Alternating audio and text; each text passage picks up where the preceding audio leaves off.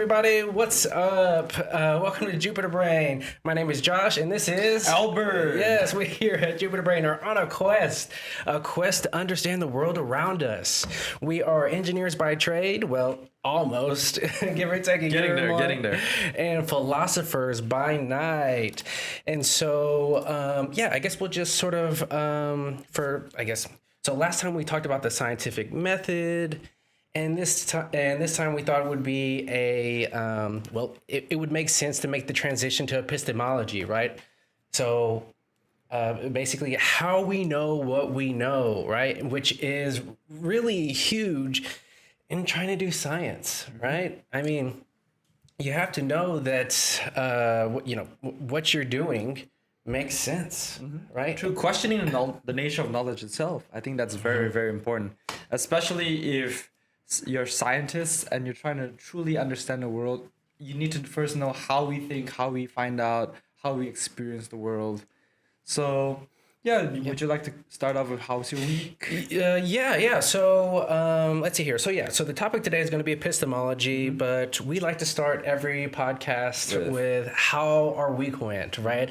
Me and Albert are both very busy individuals, and we don't get to sit down and really talk with each other until now. Yep. And we also just think it's really fun talking about the different things that are happening around the university and what we've been up to. Yeah, so, I feel like it's more candid, more transparent about our lives. Yeah, exactly. So what went up with your week? I feel like this week is just the usual week. It's just that how it's the third week, right? Fourth week. Fourth week. Yeah. This is where the assignments and all the quizzes start piling up. Yeah. And but every other than that, it's pretty much the same. It's just more workload. Yes. And getting adjusted to that is also interesting. And also I have my job is starting. So I need to get used to that too, adjust all the time and whatnot. Nice. So what does your job entail? What is your position and what do you do? So I mean, first I am a RCSA researcher, so I have 5 hours a week doing that. Yeah. But another 15 hours would be my UCO housing. I work with UCO housing as a maintenance guy because I want to get my hands on and my hands dirty so that I get more technical and hands-on experience for nice. Fixing stuff or So, is there opportunity for other people who want to do something like that? Yeah, for sure. Yeah, you guys just need to go look at the UCO job website and you just select students. There's a lot of student positions that pretty much hires any student on campus. So. Okay, cool. And it seemed like the process was pretty quick. You applied and were hired and working pretty quick. It is pretty quick. I mean, there were a few technical difficulties with documents, but other than that, everything kickstarted pretty well. So. Okay. Are you undocumented? What are you saying? No. It's just you had to get some documents made. No, for a while I couldn't find my social security number as well. Oh, yep. Okay, gotcha. How about you? How's your week? Oh man, so busy, dude. Man, so busy. So let's see. First off, so we had the event. What was that? Tuesday or Wednesday? Wow, I can't remember. I think it was Wednesday. Yeah, it was Wednesday when we had the Makerspace had an event going on. I think Dr. Limley's band they played. They do that every year, and I always never get to make it. Neither did I. I had a class during that time, but fortunately we have, other officers that are great and that want to help participate and do things like that. And so Emily and Anjali were at the event, basically promoting Physics Society. So we set up a table. I don't think we had as much table space as we usually do, but I mean, I think it was just cool to be able to expose people to Physics Society, get Emily and Anjali talking to people about the different things that we have going on. And apparently, not apparently. So I built a website for us. Oh, really? Yes. That's awesome. Yeah, so if you go to physics-society-website. That is our new Physics Society website. So that's now, awesome. And I wasn't even thinking about this whenever I created it, But now we can just make one QR code, which is really nice. That's true. I was making QR codes for the YouTube, the Instagram, the Spotify, and That's crazy. yeah, everything else. And now I can just make one QR code. Physics Society president, For innovating. for the website, and people awesome. go to the website, and you can join the Discord from there. You can go to the YouTube, you can go to the Instagram, and also there's a place for blogs. So if you feel you want to, be creative and write something about some topic related to physics, like, go ahead. There's a full tutorial on there on how to post things to the blog. And there's also comments on there as well. So I would love to hear what people have to say about the different things that people are writing about. Now, one caveat is you do have to have a GitHub account in order to make comments, but I think everybody should have a GitHub.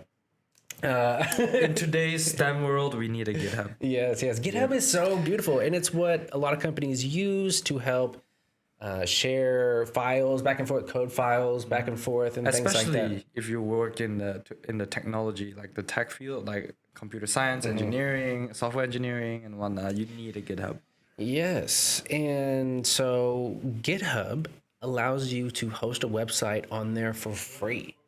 So I didn't know that. yeah, I was looking at all the different avenues we could go down to build a website, but a lot of them, you have to pay some yearly fee to have your website hosted on, their server or whatever. And, and then GitHub just makes it super easy to build a website.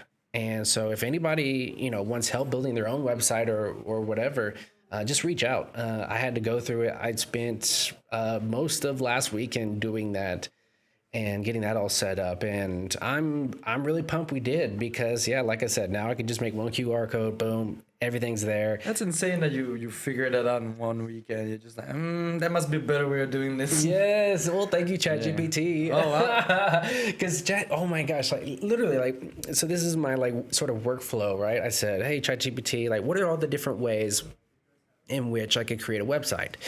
And it told me all the ways, right? And the one that stood out to me the most was GitHub, because it was free and it was really easy to set up, right? So you basically just create, a login. You create a sign in, right?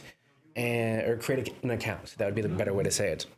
And then you create a repository. And then in that repository, you just put all the HTML files in there. Yeah.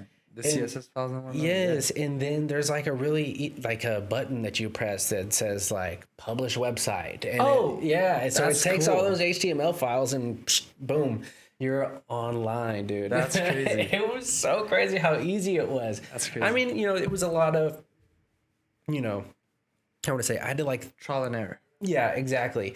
And then the more things that I added to it, the more ideas started to pop in my head. Oh, yeah.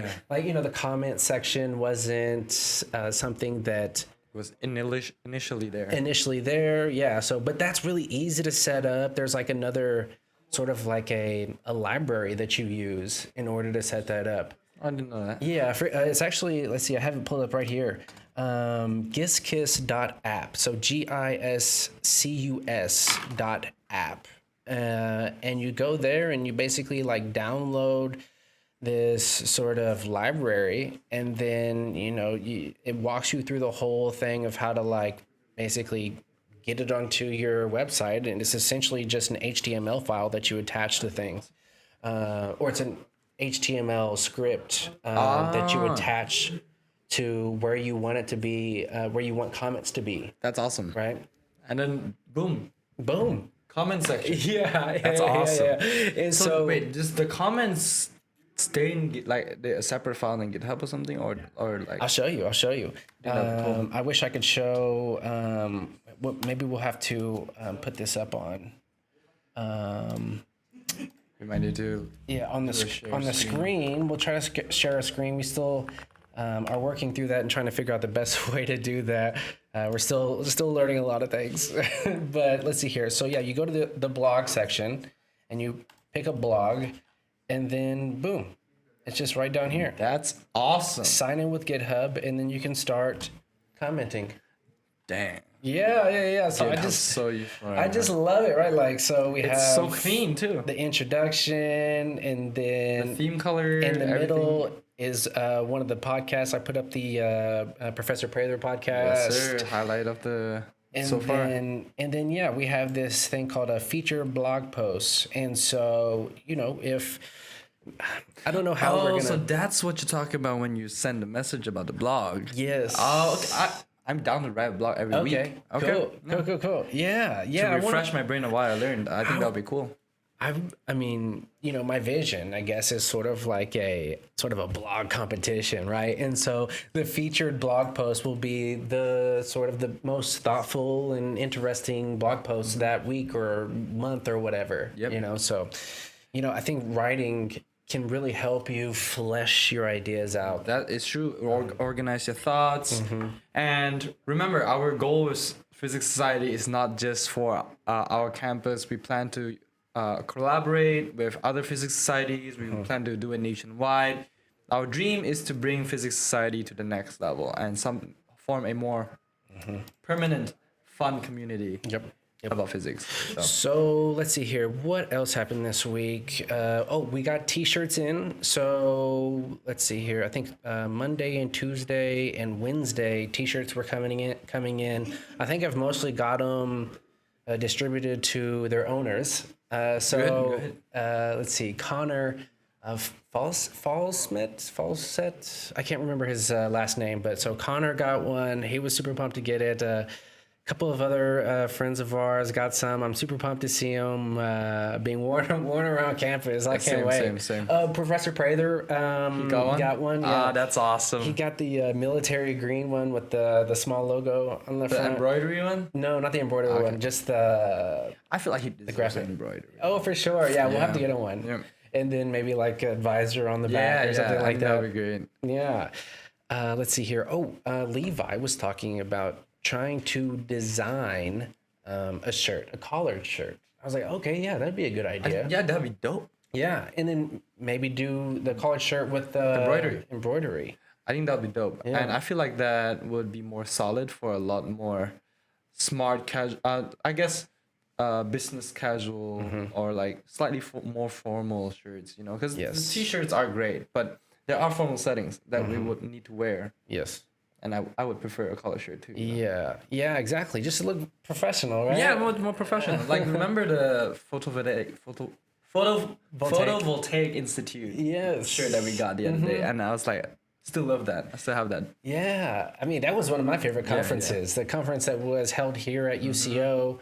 And Dr. Teo was the main advisor of that, and it was me, you, and Anjali who helped hosted. Yeah, and it was an amazing experience. It was just kind of crazy. Yeah. 4 people. It was 4 of us that basically. And of course, the catering team as well. Yeah, but it's Kimberly helped out a lot, and it was just crazy to see just what we can do with just 4 people. Or 5 or 6, right? Yeah, but the team's growing. Yes. And the community is growing. So I'm excited to see where this could go. Yes. So speaking of Dr. Teo. Yes.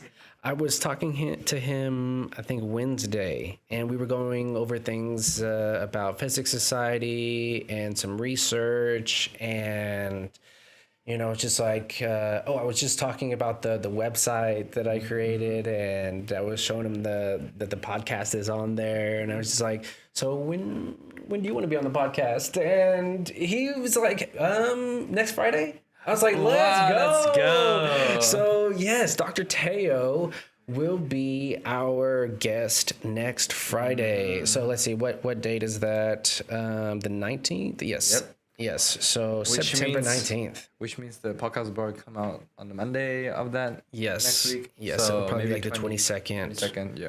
Or so, yes. I'm excited. He's specialized in like solid state physics, right?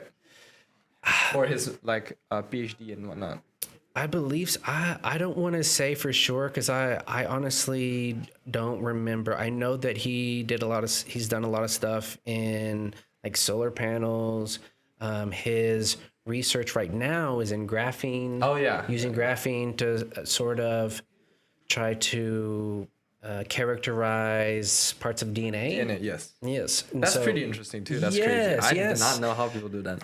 Yeah, so I'm like just super pumped, man. You know, we've had Professor Prather on, which may make a guest appearance on today. Again, may happen. Yes, I really hope so. He said he may join us in about 30 minutes at 1 o'clock, and so we start this at 12 p.m.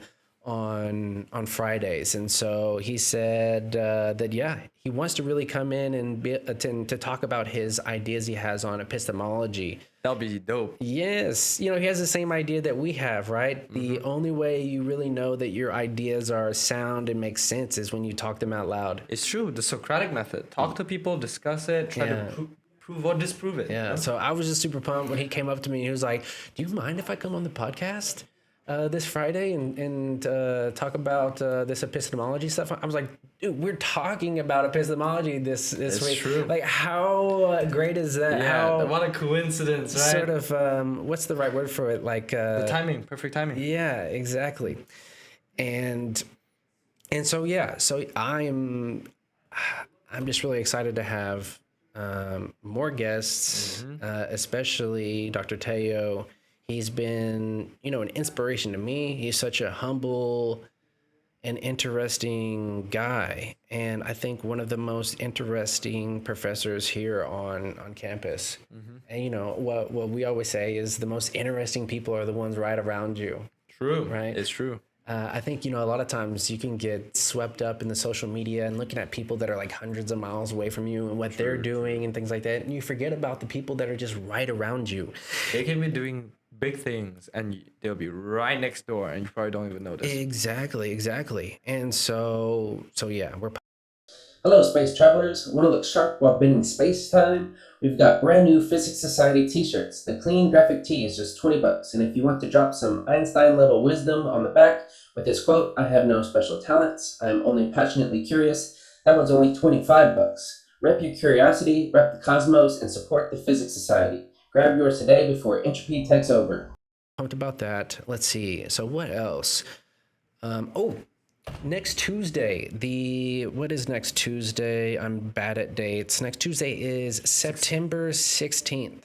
So September 16th is going to be our first Physics Society meeting. Yes, sir. And on top of that, it's going to be our first pizza party. Pizza party. Yes. It's a meet and greet for all Physics Society and curious minds. So feel free to join at, what time is it again? Yes, it's going to be at 4 o'clock. Basically it's going to be like 4 to 5. Yeah. If it goes longer, it goes longer. Yeah, it goes longer. I don't have class till 5:30 that night, so I'll probably be around for an hour and a half or so. And you never know where the conversation may take us, right? Yeah. I haven't really come up with a solid plan on like what we're going to talk about, what we're going to do, other than there's going to be pizza. There'll be free food pizza and a lot of interesting people to talk to. That's for sure. Yes. And so, our hard work is paying off, right? We designed t-shirts over the summer. We've sold enough that we made a pretty decent profit, and we're going to use that to buy Physics Society some pizza. That's awesome. I feel like we totally deserve a little celebration of some sort, right? So that will also be our kickoff event before our starting our like bi-weekly or weekly talks every Tuesday. Maybe. Tentatively. Hopefully by next Tuesday. We have a fixed schedule or a consistent schedule. Exactly. And so... And be excited. There will be more future events, even future potential giveaways about like shirts and other small little merch. Yes. The Q&A might come back again. Not just the Q&A, the trivia might come back again. Okay. So we'll see how that goes. We love some trivia. Oh yeah, everyone loves the and trivia. Albert loves giving away free t-shirts. Only if in special occasions. Yes. Okay, it's not gonna happen every time. We have limits to our pockets. Okay. Yeah. One idea that I did have about what we could talk about next Tuesday is, so we're gonna have a few lectures. There probably anywhere from, I think probably about 8 lectures or more throughout the semester. And so if the speakers of those lectures are going to be there, I think it would be interesting to maybe talk about or give like a Brief overview, yeah. of what the lecture is going to be over. So I think that would be great. I think, Dr. Teo was telling me that there's going to be a professor from the chemistry department, maybe even biomed as well. And then, of course, Dr. Teo always gives a talk. Professor Prather has a few talks in mind. I am sure Dr. Wilson may give a talk.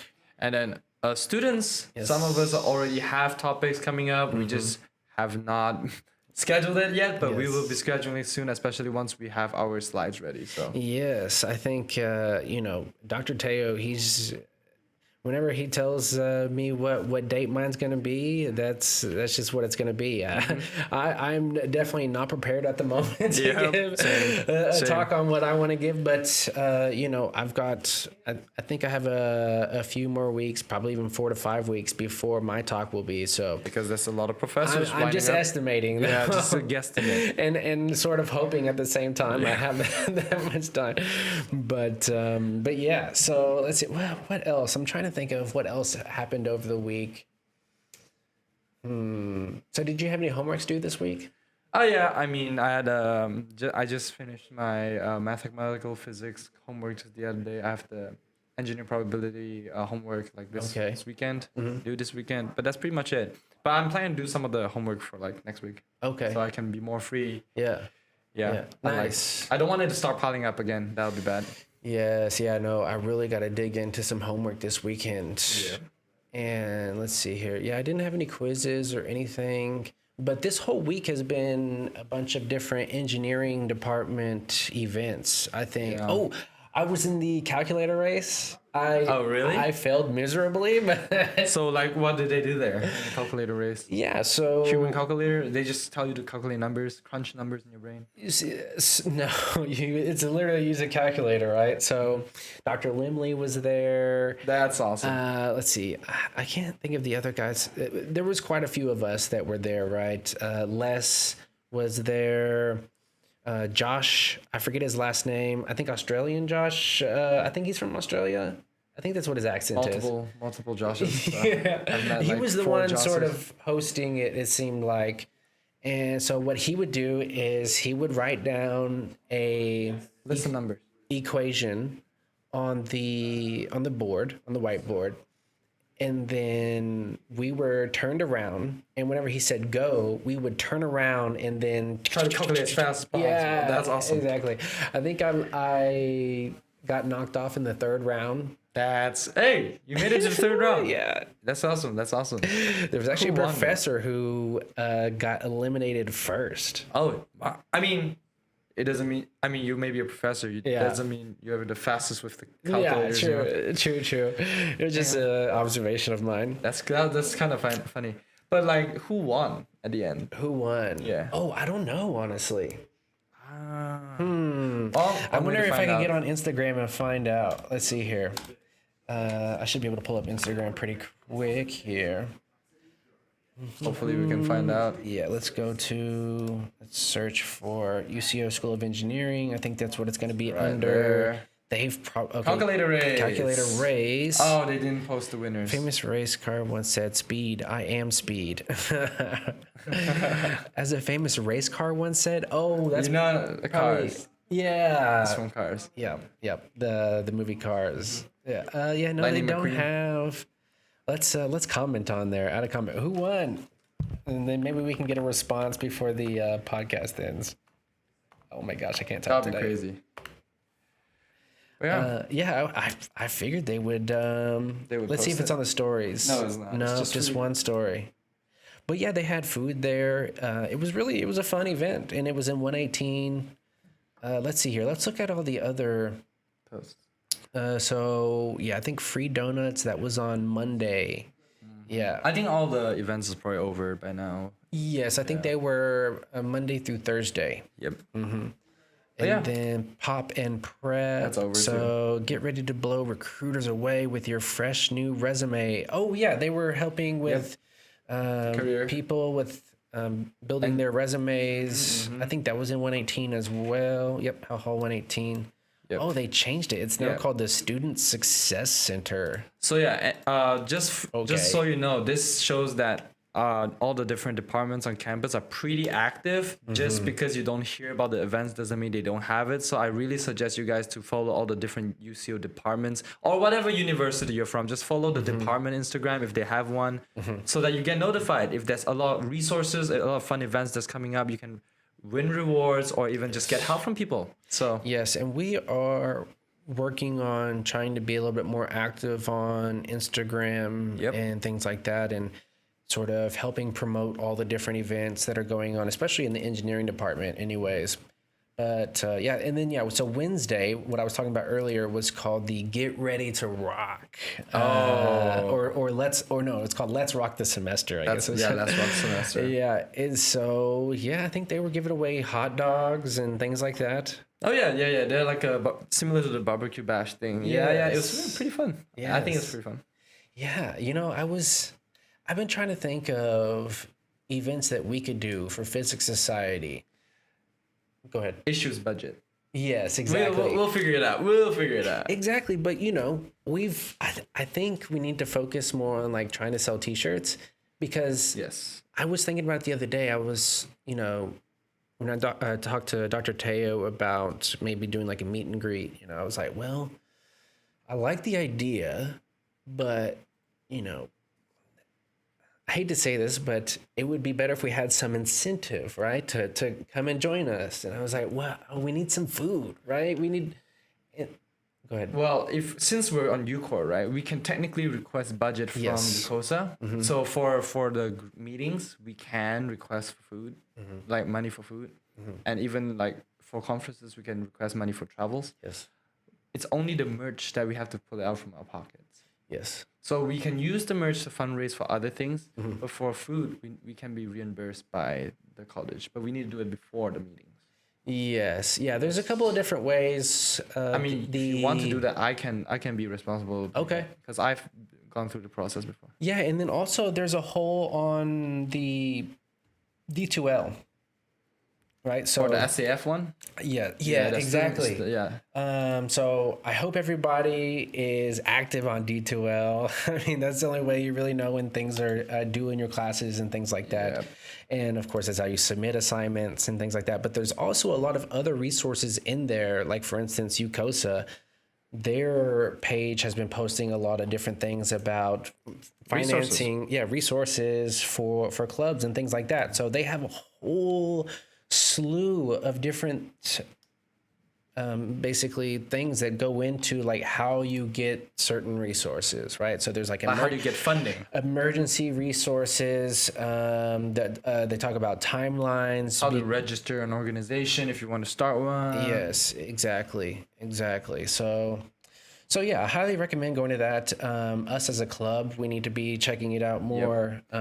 So just a brief information. S account is what we get from UCOSA. A account is what we fundraise ourselves. Okay. Gotcha.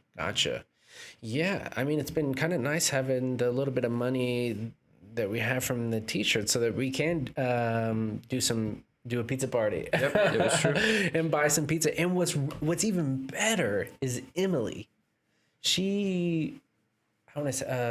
she works at, I think the owner of where she works at owns Daddy-O's Pizza as well.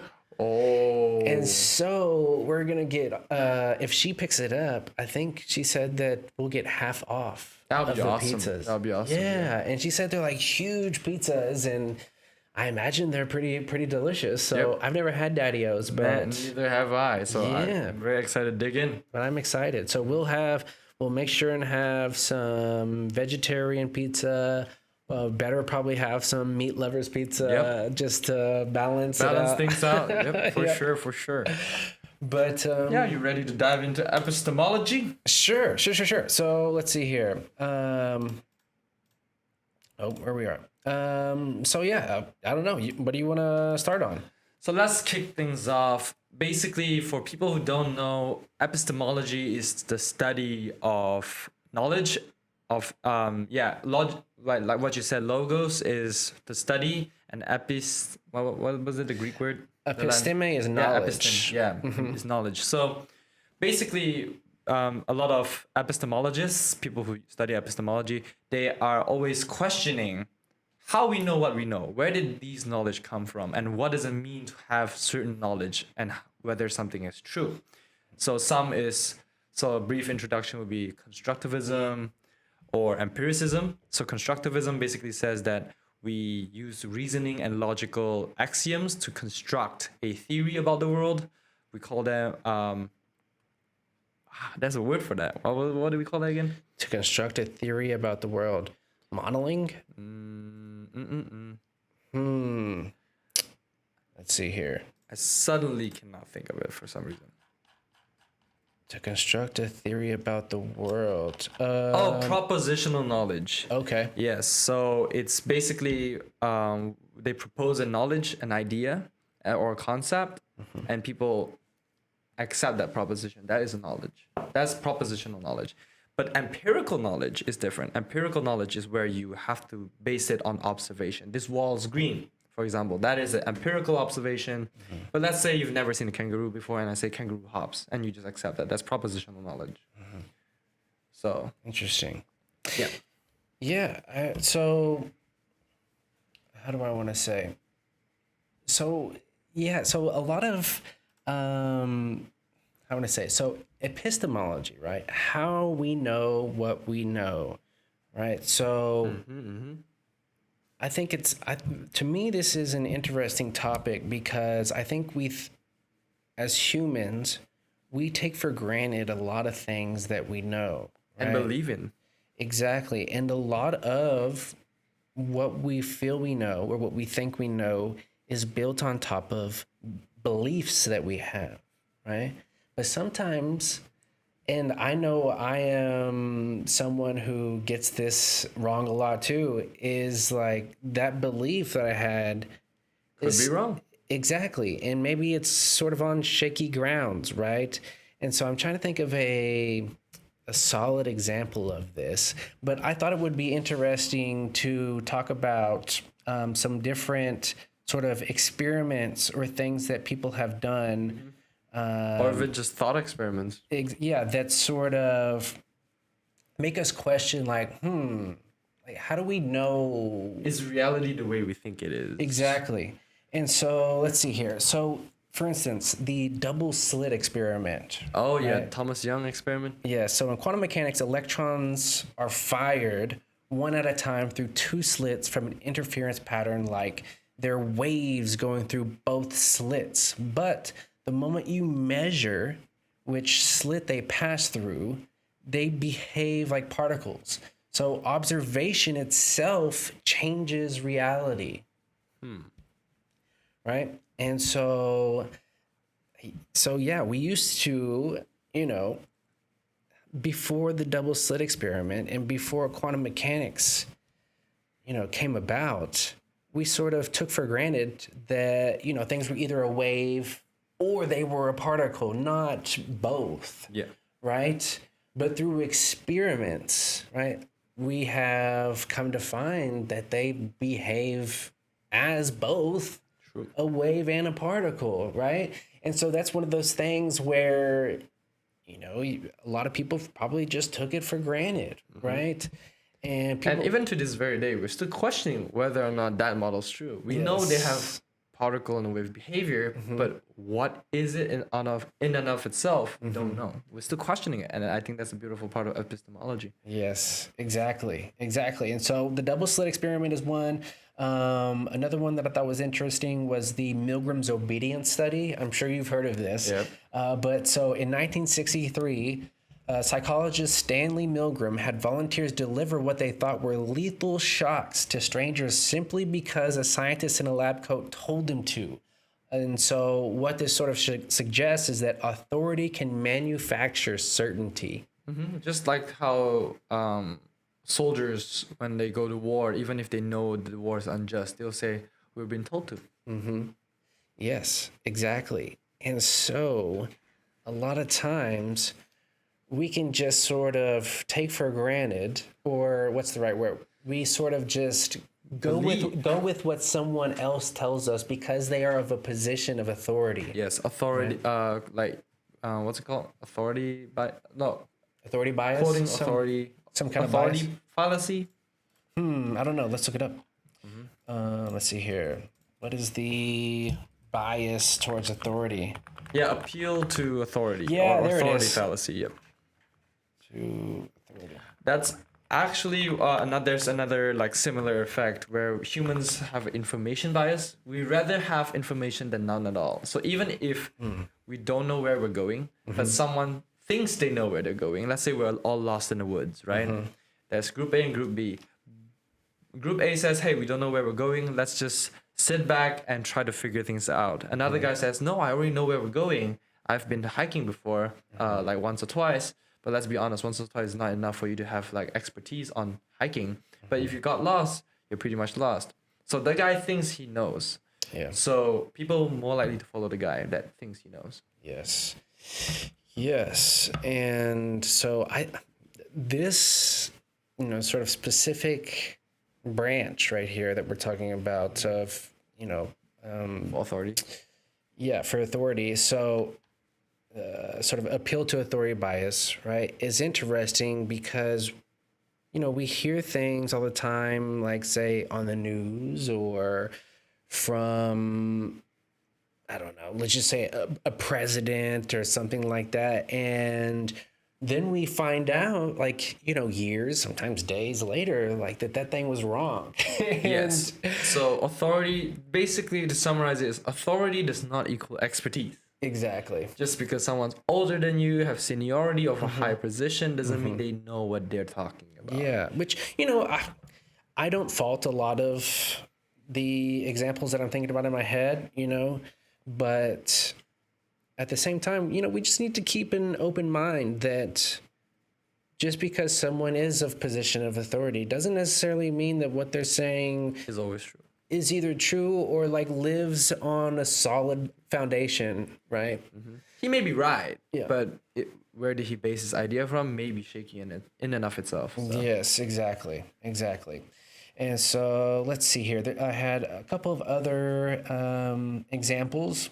And so let's see here. Okay, the Gettier Problem. And this was sort of one of the guys who was, if I can remember right, sort of going against the way that Plato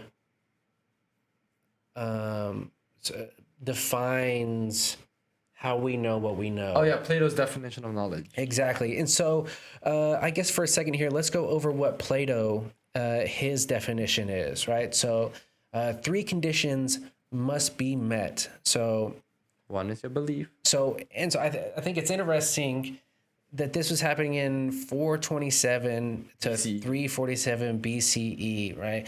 These things have been contemplated for thousands of millennia. years. Yes, exactly. And so, people have always been wondering, like, well, how do we know what we know? How do you know that? Yes, Yeah. and how do you like sort of make that solid, right? Because, me just thinking about it and trying to think about it deeply and trying to think about, well, how do I know these things, right? And yeah, like if you just sort of like try to, take your idea and sort of go backwards, right? And sort of where that belief came from.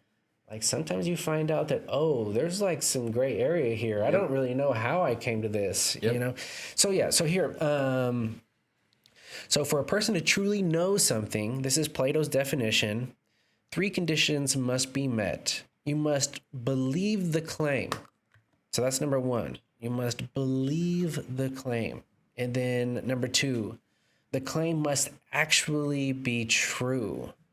Right? That makes sense. Total sense. And then justification. So you must have a good reason for believing it.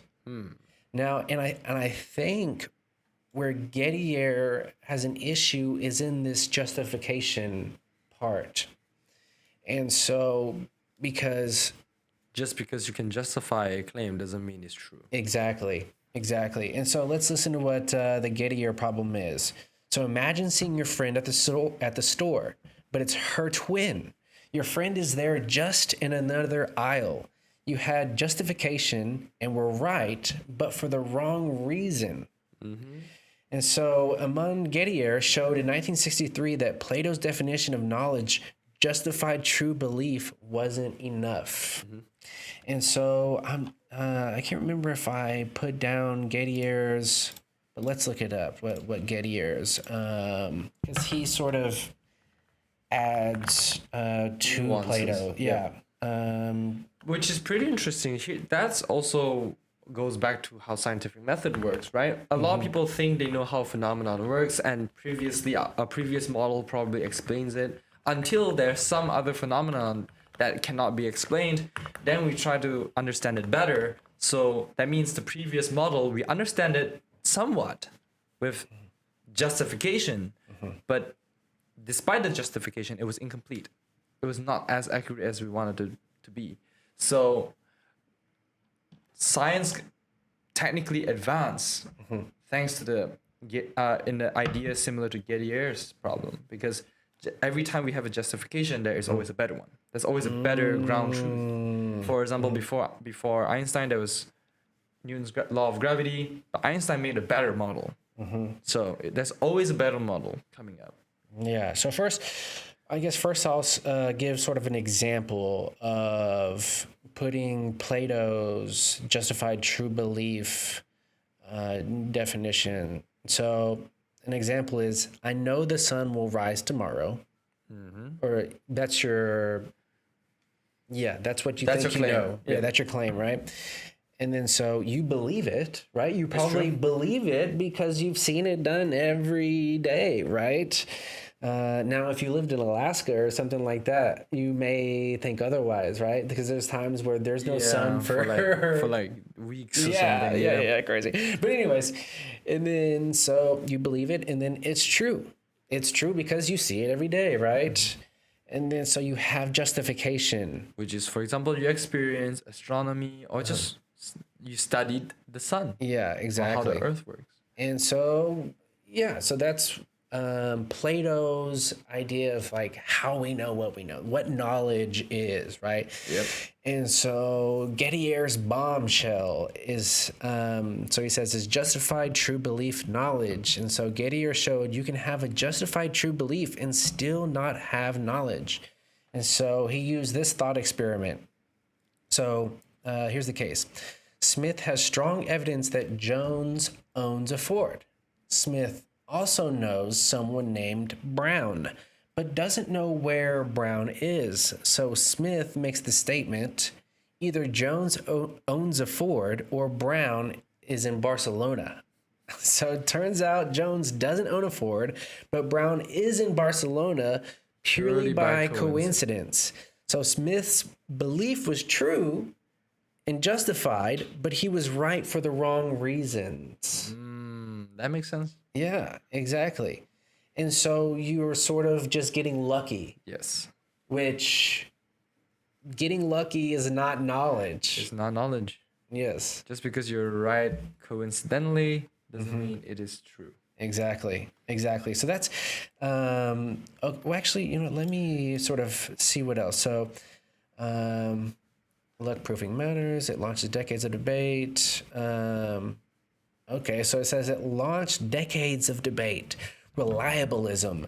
Knowledge is reliably produced truth. No false lemma condition. Knowledge can't be based on false premises, of course. And then virtue epistemology, focus on intellectual character. Interesting. Okay. So let's move on to the next example that I had here. And I know you're going to love this. Gödel's incompleteness theorem. Oh, Gödel. Or Gödel, sorry. Yes, Gödel. Proved in 1931 that any logical system... Now, you may have to help me with this one because I don't know if I really understand what he's saying here. And I have a couple of different examples of this. So Gödel proved in 1931 is it Gödel or Gödel? Gödel. Mm-hmm. I've heard people say different things, but let me just verify that. Gödel. Gödel. Mm. Okay, Gödel. Gödel. Yeah, Gödel. Okay. Okay. Gödel. All right. That any logical system, capable of arithmetic, Yep. any logical system capable of arithmetic has truth it can't prove. He encoded a statement that essentially says this statement cannot be proven. If it's provable, the system collapses. If it isn't, it's true but unprovable. So math itself has blind spots. Yes, the limit of logic, which you need to first ground on axioms, but you cannot prove those axioms. How do you? And I mean, some axioms can be proven, but to some extent, you can't prove it further. That's a limit. Basically, he showed that that arithmetic itself has limits. Interesting. So what is a mathematical axiom that can't be proven? Axioms are premises, assumptions that seems to be self-evident. So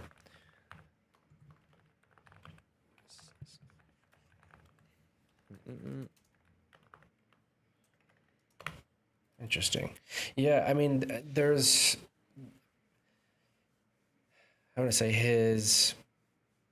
the full definition is really, it's real nerdy. I was like so confused. I tried to understand it as much as I could, but I don't know. I think it's just because it feels so abstract. And so let's see here. So examples of unprovable mathematical statements. One famous example outside of Gödel's specific construction is the continuum hypothesis. So continuum hypothesis asks, is there a set of numbers whose size is strictly between the integers and the real numbers? Okay. Strictly between the integers, and is there a set of numbers whose size is strictly between the integer and the real numbers? Okay. And so Gödel in 1940 showed that that continuum hypothesis can't be disproven in ZFC set theory. Okay. But then Paul Cohen in 1963 showed that this hypothesis can't be proven either. So this hypothesis is independent of ZFC, so it's neither provable nor disprovable if ZFC is consistent. so unfalsifiable. Yeah, interesting. Yep. So yeah, weird. I wonder if you give me another example. That's also why a lot of scientists are not constructivists, which goes back to epistemology. Basically, like I said, epistemology, there's two main branches, constructivism, empiricism. Most scientists and I would say philosophers are pragmatists. Basically, we take the best of both worlds. The axioms that we cannot prove, we try to prove it with evidence of the physical world. Oh, wow, that axiom aligns with what we see, what we measure, what we predict. Sure, it's right. But because as Gödel showed, in some logical systems, you just can't go further than some axioms. Especially if some people subscribe to causal infinitism, and that's another story.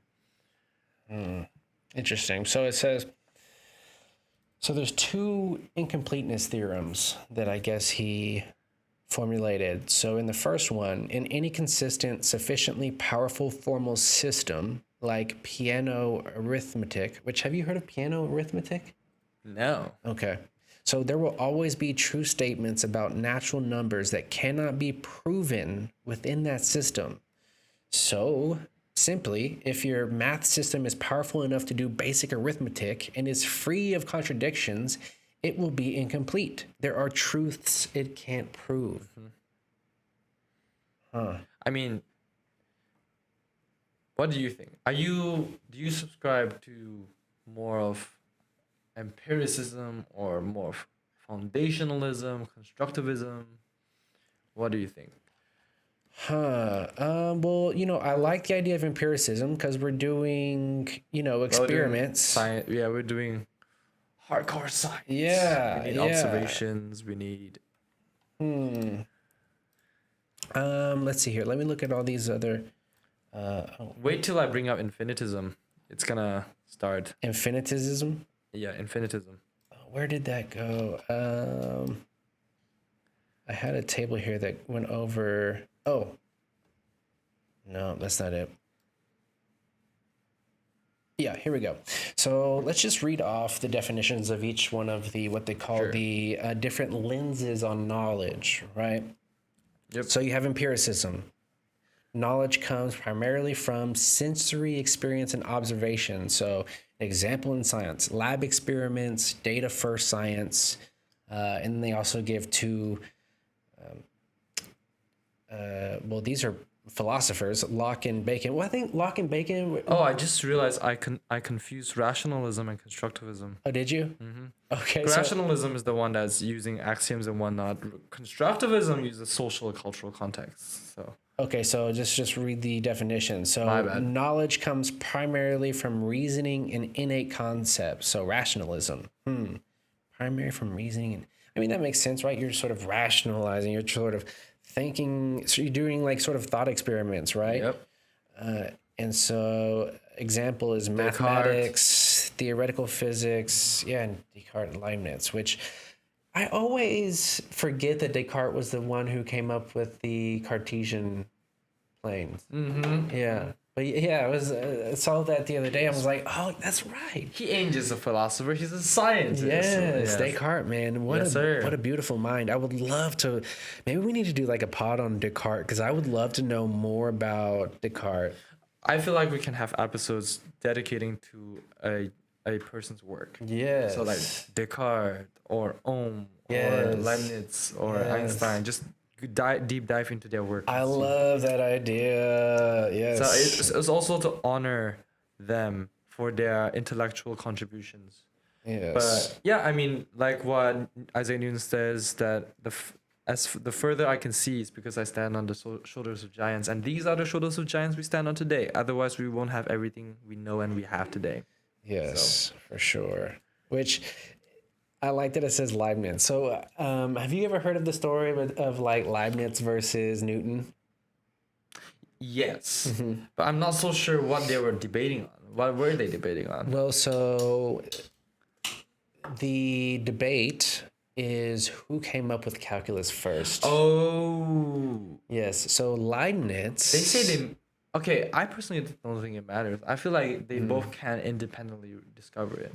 Yeah. It doesn't matter if it's sooner or later. As long as they both independently found out. But a lot of people out there like to, I want to say, they like to point a finger to somebody and say, that's the person who The first guy discovered calculus. Man made the oldest trick in the book. Right? And so it's Leibniz or Newton, but it seems like it's pretty clear that Newton formulated calculus first, but Leibniz, his notation is what we use Today. Yep, Yes. the integral and whatnot. So and the integral comes from Siegfried. So Leibniz Siegfried. And so that integral sign, which is like a sort of a long S, right, comes from his last name, Siegfried. And so here we go. Pragmatism. Oh yeah, that's what I guess that's what we mostly are. Because I feel like yes, we're empiricists, but we're also pragmatists because we know there are some things we have to base on assumption. That's how we make theories in the first place. Yeah, well, let's do the definition first so people know what we're talking about. So, truth is what works in practice. Knowledge is a tool. Yep, I agree to that. I mean, remember what we said last time, right? George E. Box once said, he says that all models are wrong, some models are useful. I subscribe to that. Engineering design. And so it says examples in science, engineering design, predictive models. I feel like that's more of what we are than empiricism alone. Because empiricism alone says that only thing we can know is what we can observe, what we can measure. Yes. Tell that, like. Yeah, so, there's a lot of examples of theory not matching what really happens in the real world when you're trying to engineer something, right? It's true. Like, I'm trying to give a good example. Man, Tej was just telling me one the other day. Oh, so sort of talking about solid state devices, right? And so we have the theory, right? We have an idea.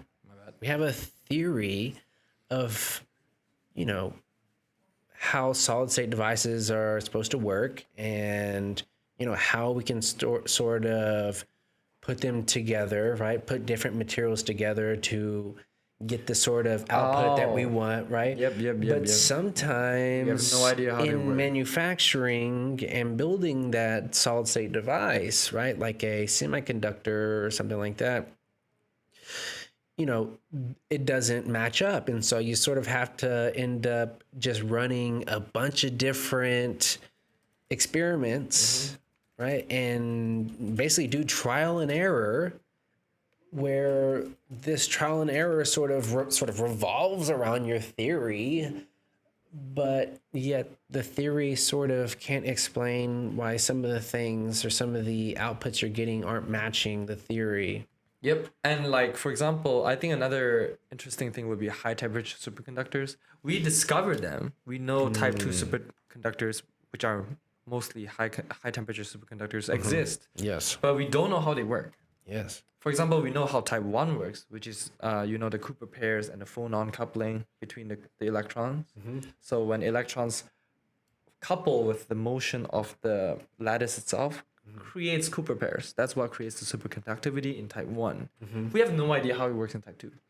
We have theories, but we have no idea what actually goes on in the material itself that causes the superconductivity. Interesting. And by the way, when we say high temperature superconductor, we don't mean like room temperature and above. We just mean like relative to type 1, because the highest temperature superconductors still use liquid nitrogen and liquid helium and whatnot. So Interesting. like we know it works, we just don't know how it works. Similar to machine learning, we know it works, but we don't have a good theory of describing how the information actually flows. Yeah. Interesting. Well, so speaking of solid state devices, right? I forgot to mention this at the beginning of the podcast where we talk about the week. So Monday we went to Stillwater.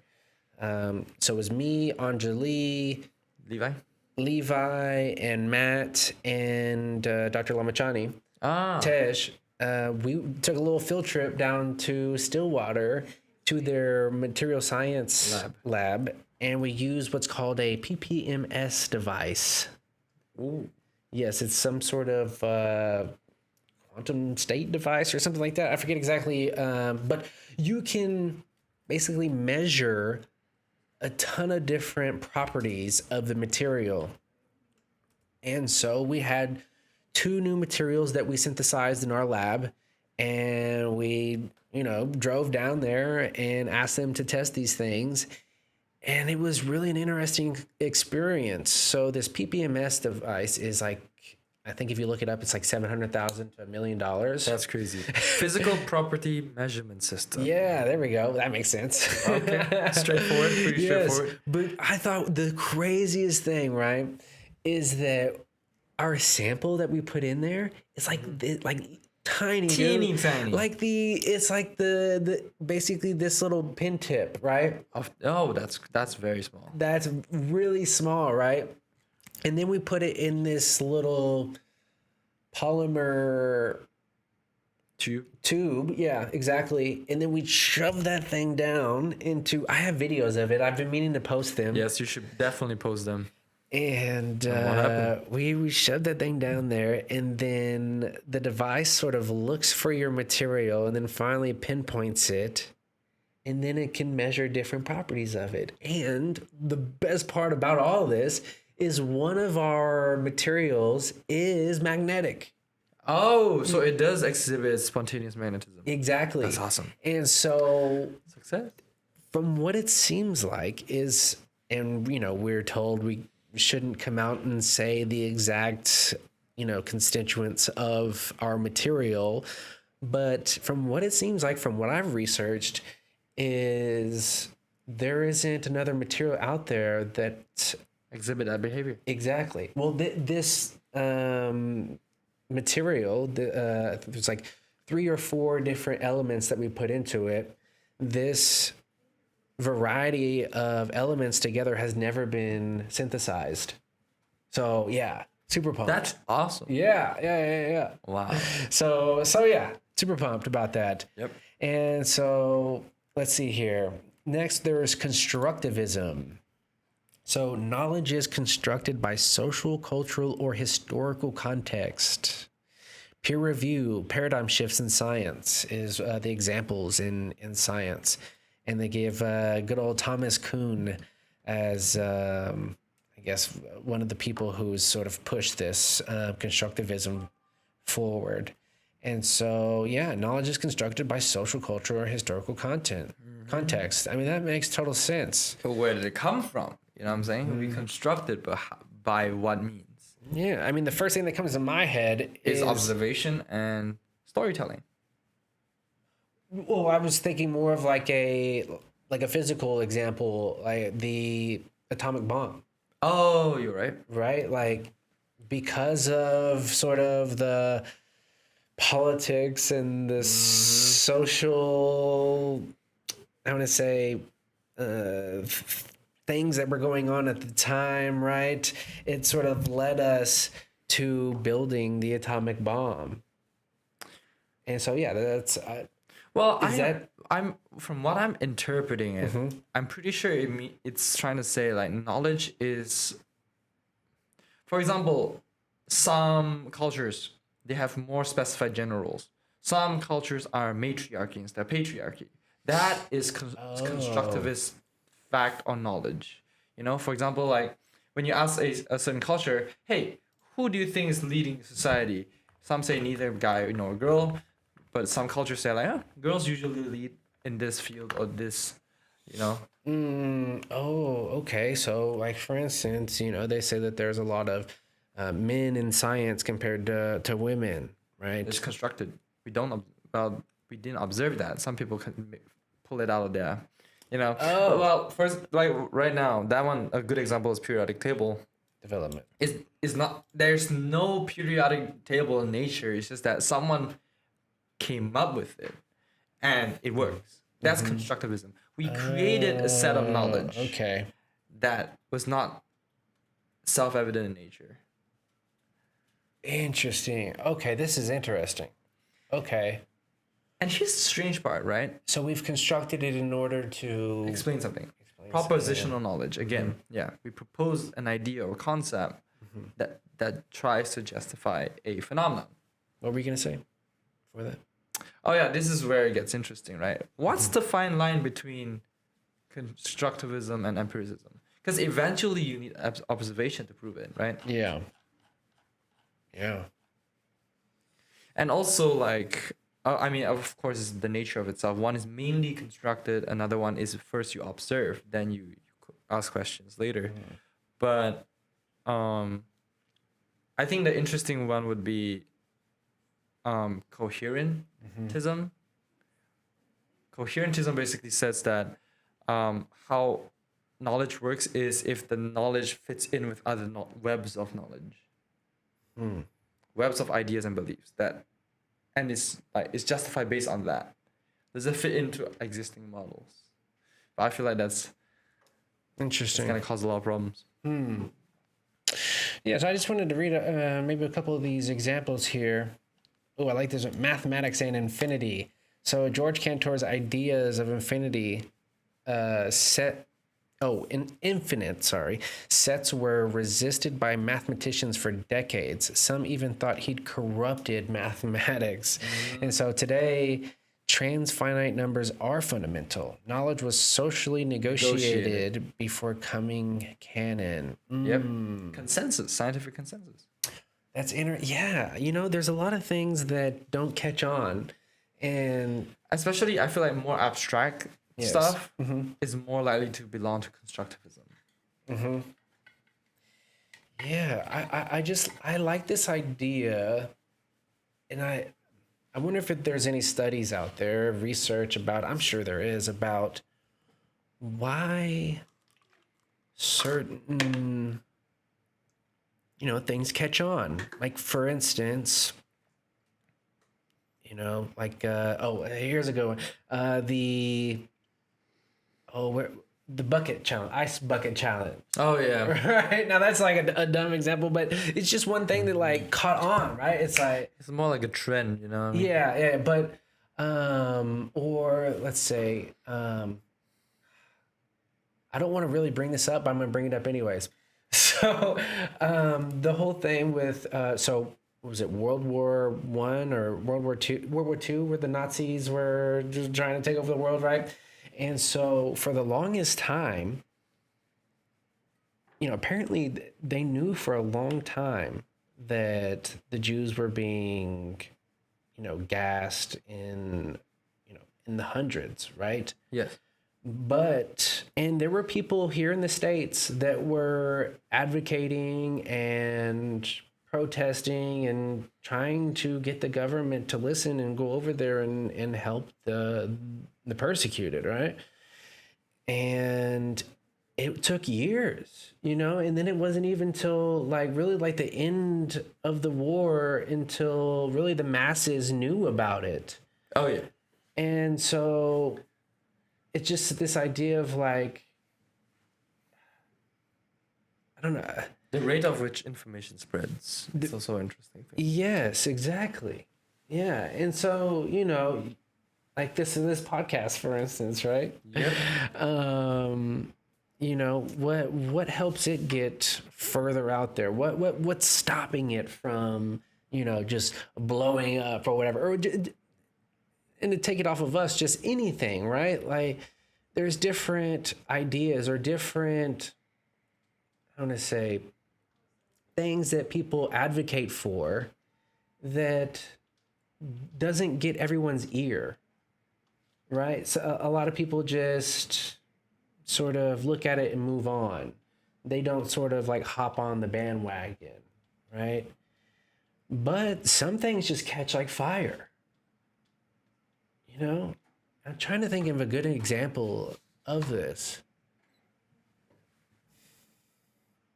I don't know. But yeah, there's... I mean, random TikTok trends or whatever. Yeah. They also just start somewhere. You know? Mm-hmm. Yeah, quantum mechanics, right? It seemed to like take a while for it to sort of, for people to accept it. Yes, right? It's hard to accept. And then at some point it just becomes the big word. Yeah, you know, the thought of, you know, all of matter, all of life being constructed of itty bitty little atoms, like that took a while to catch on. Thousands of years, in fact. I mean, I get it. You know, you know, a lot of people seem to be like evidence based, right? Thales proposed atoms thousands of years ago. Yeah, but you know, he didn't have the tools to be able to, you know, show people like, hey, look at these atoms, right? Yeah. But yeah, I don't know. You know, I don't know. I've been trying to think of a better way to sort of talk about this, but yeah, I just think it's really interesting just how some things catch on and some things don't. So yeah, weird. and I also find interesting how far can like thought experiments go, you know? Mm-hmm. Like thought experiments we would think like,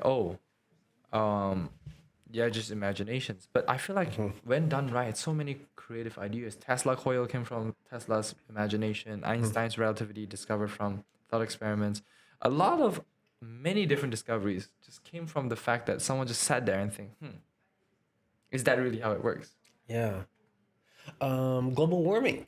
That's technically, Or climate change, right? And that's technically constructivism too, because we think about it first, we construct it, and then later on it's been verified. So I feel like that's kind of interesting. Just air pollution in general, right? Like PCBs being in the air and possibly giving all of us cancer and dementia and things like that. Like that's, you know, there are like real health risks to humans because of plastic. Microplastics and whatnot. Yet, you know, people just sort of go along their merry way and don't give it too much thought and until, you know, their grandma gets dementia or something. Yeah, you know? I mean, I feel like that's more of human psychology, and I feel like that should be an interesting topic as well someday. Yes. Even though, yeah, it's technically not physics, but psychology, study of psychology. Yeah. Yes. Well, it's just we want to get, our ideas out there, right? And so I think a lot about like, well, how do you promote yourself without, I don't know, sounding disgusting, right? Because I'm always like afraid that I'm sort of sounding like, I don't know, A conspiracy theorist with a tinfoil hat. well, no, not necessarily that. It's just like I don't want people to, I don't know, think I'm just trying to make a profit or whatever. It's I just got like, you. no, I just want to like get more people thinking about Certain topics. Throw something out there, food for thought. If you like the idea, you can take it or leave it. Yeah. Well, I guess my thing is like I would really love for just More people to conversation. think deeper, a little bit deeper about things. And talk about it more. Yes, exactly. I mean, that's how we think better. Yeah. I do have a question. This is where I pull out the infinitism. Yes. Okay. Are you a foundationalist? Basically, you think that there are some basic principles that are self-evident and does not need further justification, or are you an infinitist who think that reasoning could either be infinite chains or infinite loops? Some can, so basically, in some branches of infinitism, circular reasoning is possible.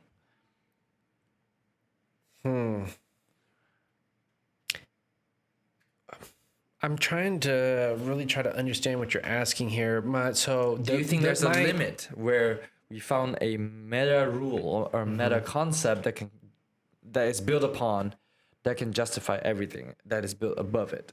Are we talking about like a theory of everything? Is that what we're... Sort, yes and no, but like just any belief there are, or any idea, and you know how people keep asking why, questioning. Is there an end to it? Will we reach a block, or are you a person that like is the answer to the universe 42? Yes, or are you an infinitist where you think that the further you reason, there infinite is questions? Infinite questions. I feel like there's infinite questions. I'm an infinitist, and here's the craziest part: some infinitists. I like that. I've never heard of that before. Infinitism. And so you said infinitism versus what? Foundationalism. I don't like this stupid thing. I like it. There we go. I'm gonna do that. Yeah. Well, it's just in my way whenever I try to type. Same. Yeah, infinitism versus formalism. Foundationalism. Foundationalism. This is I mean, infinitism, there's a few schools of it. That's epistemological infinitism, basically the one we talked about, like infinite chains of reason. But there's also something called causal infinitism, where we think there's infinite chains of cause. So time would be infinite, because causal chain is infinite. Okay, so foundationalism. Foundationalism says our beliefs are like a building. Some foundation beliefs are self-evident, Does not require justification. indubitable, or directly justified, and all other beliefs are built on top of them. Yeah, so you explained it pretty well. And so, knowledge has a solid base, basic beliefs that don't need further justification. Yeah, and it's great that you bring this up because it's fascinating, right? Because like how do we know what we know? Epistemology, right? And like that's the core. Yeah, like that's the core question. Oh, man, I just I think if you sit and you really try to ponder your ideas and what you believe in, and if you're being really honest with yourself, it feels like it just keeps going on. Like, how can you really get to the bottom of it? I mean, maybe, on certain topics, you can get down to the atomic level, but then like... What's next? Exactly. Is there something smaller, or is it just that? Yeah. Like I was listening to somebody talk about what's smaller than a quarks. Well, string theorists would say it's the cosmic strings. Not cosmic strings, the strings, yeah. Really? Oh, so is there... Because I think I have heard of... At the Planck scale. And then nothing goes smaller than that, yeah. That's what string theorists would say. I still think it's just a hypothesis, but yeah. It's never been proven. Never. So, yeah, and I think, I think this can easily trip you up, right? I mean, because if you just think about scale, how big things can get. and also how small things can get. Some you would question definitely, is there like the smallest or the biggest? I mean, obviously there's no biggest as far as we know. The universe technically spans infinitely, but can you zoom in infinitely? Yes. Well, and then, I sort of wrestle with this whenever I think about trying to write my research paper. Is, research papers are very detailed, right? There's apparently with every sentence you need a citation, right? So you need some information, some resource that is backing up the claims that you're making. Yep. Right? And so I'm like, okay, well, a lot of my stuff is based off of machine learning and the theories that are based off of that. And how do I want to say? And I don't know. I think I understand probabilities and statistics pretty well, and I understand, sort of what machine learning is supposed to do and how it does it. But I do have some sort of gray areas. And so there's sort of like an imposter syndrome that starts to pop up when you are sort of trying to write this, and you realize that you really don't know everything you're putting down on paper. You're sort of, I wouldn't say faking it, but at the same time, like, you can't know it all. It's true. But at the same time, like, you still need to progress. You still need to get that research paper published, right? Yep.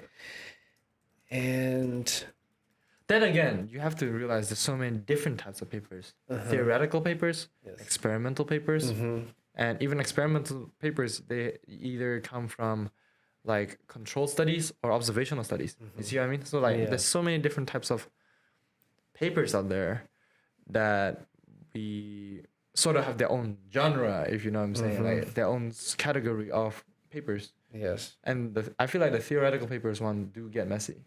Because you can have hundreds of creation myths about the same thing. Yes. Yeah. And so let's see here. I was looking up quarks are fundamental. I was trying to see if there's anything smaller than a quarks. Because to me, quarks are really interesting. I went down that rabbit hole, I think like 2 summers ago. I read this book called The Tao of Physics, which I think is one of the greatest physics books of all time. I'm telling you, you have to go and like TAU, Tau. Like yeah, the Tau. The large lepton. It's a lepton, not a quark, though. But I think it does go into quarks. So I think it was sort of nodding to that, and then also Eastern philosophy. Like Taoism. Okay, I got you. Yeah, I think really the correct pronunciation is Tao, right? Tao. Oh, it's Tao? Tao. Well, I talk about Mandarin. Tao. Well, so it's spelled Tao, but I've heard people say Tao. Yeah, no, because you can spell it both ways, DAO or TAO. Okay. But at least in English, but in Mandarin it's Tao. Okay, gotcha. And so let's see here. Yeah, I just want to read a brief like what sort of the book is about, because I really think people need to read this. And so, especially if you're into physics, and even if you're not into physics, like the sort of parallels that they make to physics and Eastern philosophy is just so beautiful. And so, The Tao of Physics is a book by physicist Fritjof Capra, published in 1975. And apparently, this guy's done some like real serious work in physics that explores the parallels between modern physics and Eastern mysticism. It became a bestseller and has been translated into 23 languages. The book discusses, how the mystical implications of subatomic physics relate to concepts found in Eastern philosophies, making complex scientific ideas accessible to a broader audience. And so I mean, I think and it's really an easy read too. Well, I wouldn't say easy, but it's one of those, it's a page turner for sure. And so after reading that, I had to go read about quarks. It just Okay, here's the interesting part about quarks, which is like quarks are the smallest unit of allegedly. nucleons and baryons and whatnot. But leptons, as far as we know, allegedly are already the smallest. Leptons are neutrinos and electron, muon, and tau, and their neutrino counterparts. But quarks, like, why do they come in those flavors? Why do they have up, down, bottom, strange, top, bottom, and then strange and beauty quark? Yeah. Why do we have those? Well, not beauty, I think charm and strange. My bad. Okay, I beauty, thought they were. Beauty is a different name for bottom quark, but yeah. Okay, I thought they were characterized by colors. So okay, no, color is a property they carry, Oh, okay. but they themselves are characterized by their mass and the charge. Okay. So if I'm remembering it correctly, up, strange, and top quarks have 1/3 positive charge. Yes, it's not in full numbers; it's fractional charges. Down, charm, and bottom quarks have 2/3 of a charge, and then they get heavier respectively. Like I think the top quark is the heaviest quark. Interesting. Okay. We don't know why they have their masses. Interesting. Yeah, and so these were sort of hypothesized. Quarks were hypothesized through group theory. What is the SU3. SU3 group? That's U1, SU2, and SU3. And SU3 is the math we use to describe quarks. Here's the funniest thing. Here's the interesting thing. SU3 is actually used to describe the strong force, not quarks. The quarks are actually theorized based on observation. So first quark that was discovered after the up and down quark was actually the strange quark. And the reason why they call it strange is because they found out that there are mesons and baryons that move in very strange ways, hence strange quark. They move in a way that up and down quarks don't usually move. Therefore, they give it strange. So strangeness in itself is a property. Interesting. So is charmness. So is topness. So is bottomness. Interesting. And so something I was watching a video on the other day was talking about antimatter, right? Yeah. And so there are anti-quarks particles. Yes. Quarks, anti-quarks, anti-electrons. Yes. And I don't know. I just thought that was fascinating. And so I was looking up, I guess, I don't know. It's sort of hard to, I can't remember exactly. Okay, here, I'll try to explain group theory. Okay. So group theory is essentially trying to group different objects together, right? So for instance, there's like different shapes, right? So like let's say different symmetries. Yes, boom, there we go. Different symmetries together. So like for instance, a circle is like infinitely symmetric, right? So that's a group, right? And then you have a square, which is I believe there's like different rotations that you can do with it. So they have I would say 1, 2, 3, 4 symmetries, axis of symmetry. Yeah, exactly. You can rotate them a number of times to make them look the same. Exactly. And then you have the triangle, which you can rotate 3 times. Yes. And so this is about 2 times for this squares. is about getting to its original state. Original state. Exactly. So it's 2 times for the square, 3 times for the triangle, and so on and so forth. And so I guess they extrapolate this further and put different atoms into this as well, right? So what they do is group theory. Remember, mathematics is a language of quantitative relationships. They find relationships between variables, and they found out that, for example, this is oversimplifying. I'm not an expert in group theory, but this is as far as I know. For example, for SU2, they found that there's a good example would be charge. Charge comes with parity. It comes in two pairs, positive and negative. And this positive and negative charge only has one is a conservation of one value. Okay. But for example, SU3, it comes with multiple different values that it can preserve. It has red, blue, and green, and then anti-red, blue, and green. So like 6 different values. And fun fact, the math involved in color theory is the same math they use for quarks. It's kind of interesting. Interesting. Yep. Huh.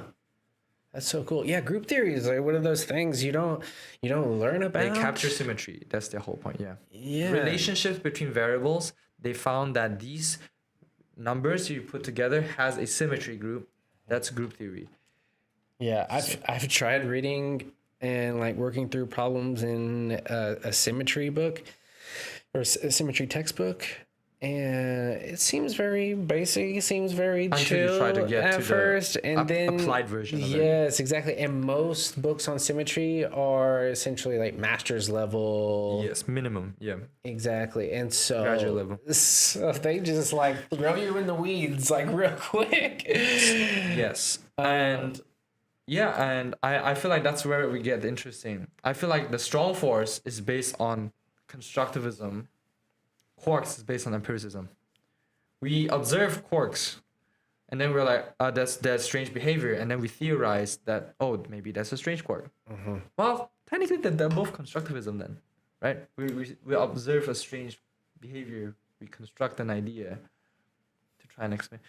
Anyway, point being. Yeah, we're sort of getting off a topic here. Yes. But So back to the main part, though. Which one are you? Foundationalism or infinitism? Infinitism for sure. Do you think there will be infinite chains of reason? Okay, infinitism doesn't just talk about scale or like causality. They talk about reason as in like even abstract knowledge. For example, let's say you feel pain. How do you know you feel pain? Feel it. You just feel it? Yeah. So some people say that's foundationalism. I don't need to justify. I feel pain. Oh. You see what I mean? That's an end to your justification. That's also foundationalism. I see what you're saying. Something is self-evident, you don't need to justify. However, now tell that to a person that can't feel pain. Yeah. Or What tell is that pain? to a biologist, right? Or, Yes, or neuroscience. Yes. So another person would say, oh, this wall's green. Tell that to a blind person. Yeah. Well, green is actually defined as the specific wavelength. Sure. Yes. But now justify further. They're like, okay, so what does it look like? Yeah. Yeah. You see what I mean? So Yeah, no, I see what you're saying. And yeah, it makes me sort of feel as if, I'm definitely in the camp of infinitism. yeah, so foundationalism says that some things are self-justified. Sure. Yes. Now try to communicate that to someone who cannot perceive that. Yes. Or tell a machine Yes. that, right? Then you will start having more and more explanations you need to cook up, which makes me think it's infinite. Interesting. It makes me think. I wonder, like, when we're talking about machine learning models. Okay. Yeah, exactly. So how do I do it? Yes. So in epistemology, they also have something called. I mean, skepticism is a big part of epistemology because you need to be skeptical of things that are not true, right? But one interesting thing that I found is what we call radical skeptics, which I told you about just now. Radical skeptics is like, for an example, solipsism. So solipsism can either mean someone selfish, but in philosophy, solipsism means someone who only believes that their existence is true. Because of René Descartes' idea, right? I am thinking, therefore I am. And of course, it's true, right? You only know you exist. Everything else can change. If I one day put you in a coma, of course I'm not gonna do that. But if one day I put you in a coma and you somehow dream up a world, you live 60 years in your mind, sort of like the Matrix. How do you know if that world exists? No, you don't. How do you know you're not in a coma right now? And we're just a memory, or we're in a dream. So, or you're in a virtual world like the Matrix. You can't have an experiment to prove it. Yes. So so some people argue that understanding the world is more phenomenological. I don't know if I'm pronouncing that. Phenomenological. Yes. I think you got it. Yeah. Yeah. Phenomenological. So so that basically they say that we can only experience the world and study the world through our experiences. So there is also a term named noumena, coined by Kant. Yes. So phenomenon and noumenon. Okay. Right. Yeah. Noumenon is something that is knowable without needing our senses. Phenomenon is something that we study through our senses. So we know this table exists, we can hear it, we can feel it, we can touch it, but how do we know what the thing itself is? And Immanuel Kant says we can never know what a thing is like in and of itself. Because everything we know is based on description given by our senses or by our measurements, and then we construct a model in our brain. That's trippy. Yes. That means you can never know the real world.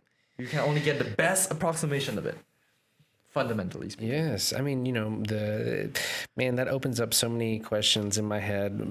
One of the first ones is like, how do we know that we actually know what we're perceiving is true? You right? can be tripping balls on like LSD. You see some weird LSD being, but is it true? Is it real? Yeah, I mean, there's definitely that rabbit hole. Or the DMT being. My thoughts are like, and I think I've asked this before on this podcast, is like, how do we know that humans are capable of knowing everything, like what we think hopefully one day we will? If you're infinitist, there you cannot know everything. By definition, you can't. Yeah, there's always going to be something else. Always a bigger fish, always a better model. So infinitism, is that saying that it goes infinitely small and infinitely? I think you did say that, right? So there's a few different words you can use infinitism for. Causal infinitism says that causality goes infinitely forwards, infinitely backwards. An example would be event A is a phenomenon. Every phenomenon has a cause. So let me start over. Event B is a phenomenon. And every phenomenon has a cause. So B is caused by A. But A is a phenomenon and it has a cause. So that means A must be caused by something else, A prime, so on and so forth. So they are trying to say time or causal events is infinite. But that also explains that it could go forward infinitely because causality things can just keep happening. Yes. So that's causal infinitism. And the one we just talked about is epistemological infinitism. Basically, explanations and reasoning can go on infinite chains and sometimes loops. Gotcha. I just got a message from Professor Prather. He's not going to be coming. Unfortunate. But hey, it's okay. We have a few rabbit holes we can dive into before we most definitely wrap things up. Most definitely. So you were talking about, so, my whole thing is, about how we know things, right? And so, how do we even know that we have the tools to perceive things? We don't. Right? Yeah. So like, I'm just interesting. That's why I feel like machine learning is the hope. Because right now, for example, I'm asking you qualia, for example. You can't. Qualia, yeah. Yeah, you can't prove qualia or qualia. I'm gonna switch that out. I need to make sure I'm pronouncing it. Qualia is the feeling of living, right? So it's the feeling of meaning. It's the perception itself. The redness of red. The greenness of green. Okay, yeah. It's the feeling of what it is to be that thing. Yes. Right? Yeah. The coldness of cold. Yes. You feel cold. So here's the counterintuitive thing. Some people say that if I have a block right here, right, it feels cold, and another block that feels warm. Oh no, doesn't feel as cold, right? Which one has better thermal conductivity?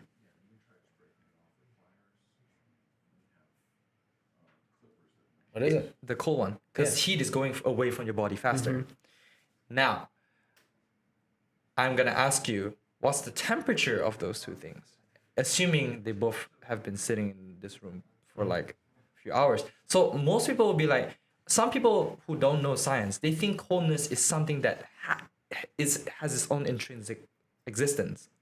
But coldness, the feeling of coldness is just heat moving away from your body. Yeah. While heat, you're feeling warm, it's just heat going into your body. So heat itself moving back or forth causes the feeling of hot or cold. You know what I'm saying? So this qualia, it's the movement of atoms. yeah, it's the movement of, I guess, thermal energy, right? So my question for you would be, let's say, let's just start simple. Bees, they can see UV rays. What does that look like? We don't know UV rays exist until we get sunburned or we measure it with our tools or use a UV camera. But how do we know if without those? And how does it look like in our perceptions? We can never know. Yeah. But now mantis shrimp, it can see 16 different colors. Like they have 16 different cones in their eyes. How vibrant would their world be? Crazy. Combination of 16 different cones. Or would it be less vibrant because they already have 16 fixed colors? I don't know. Do you see what I mean? That's qualia. So qualia makes things more mind-boggling. Now imagine machine learning, right? They have different modalities, right? What if we just extend their modality instead of giving them sensors of 3 different colors like RGB? We give them more and more. How do they perceive the world? Like what do you? Oh, like what do you mean? Like, So, like for example, with machine learning models and even animals, right? The more modalities we have, the more accurate the world model is. Of course, that's not always necessarily the case, but most you said if we give them what? more modalities. Yes. Okay. And but you said better, like more. So, like for example, instead of just seeing 3 colors, we give them 4 and 5 and 6. They can see more accurate. They can see reality more accurately. Yes. For example, someone who has a fake tooth, right? In a UV camera, you can see that tooth is darkened. You can perceive reality more accurately if you can perceive more modalities of reality. Yes, yeah, and again, like what you said, like that's what gives me hope for machine learning and maybe the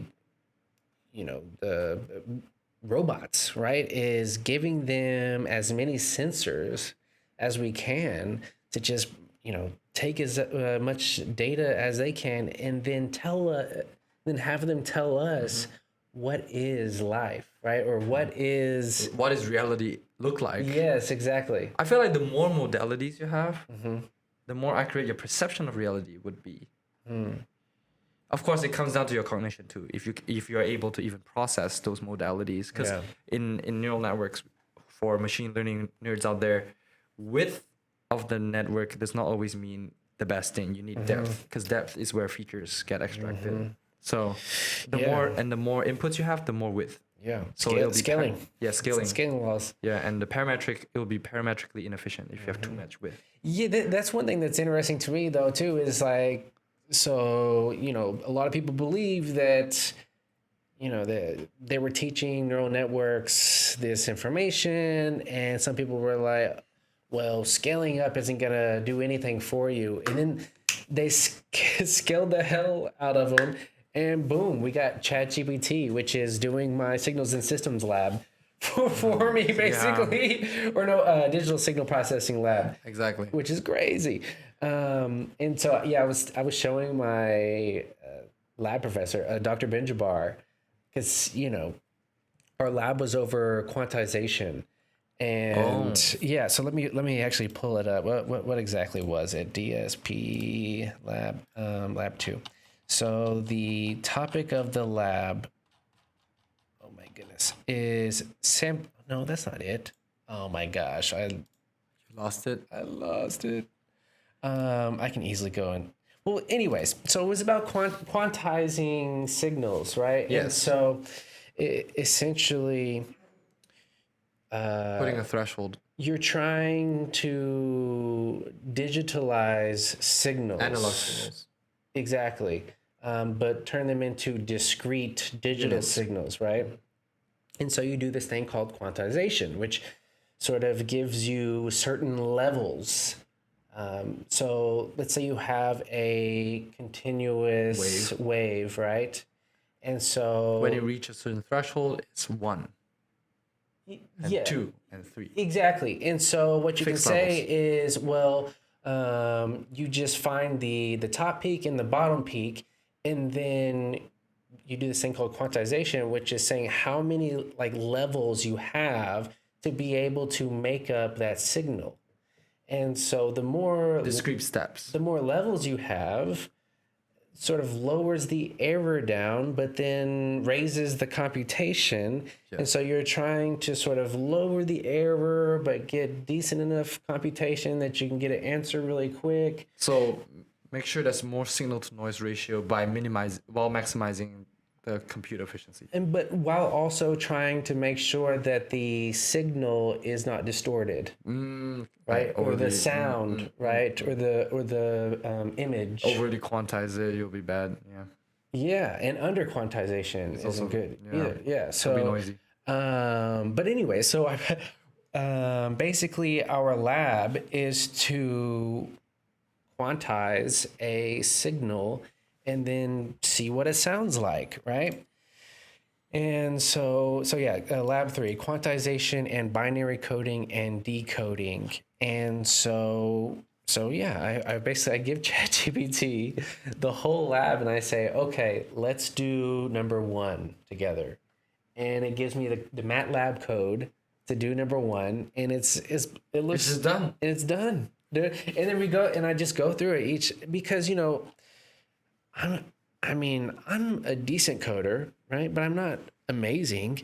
And also at the same time, like, I want to get to the answer and be able to analyze the output, right? As quick as I can. Because we're also limited in time during the lab as well.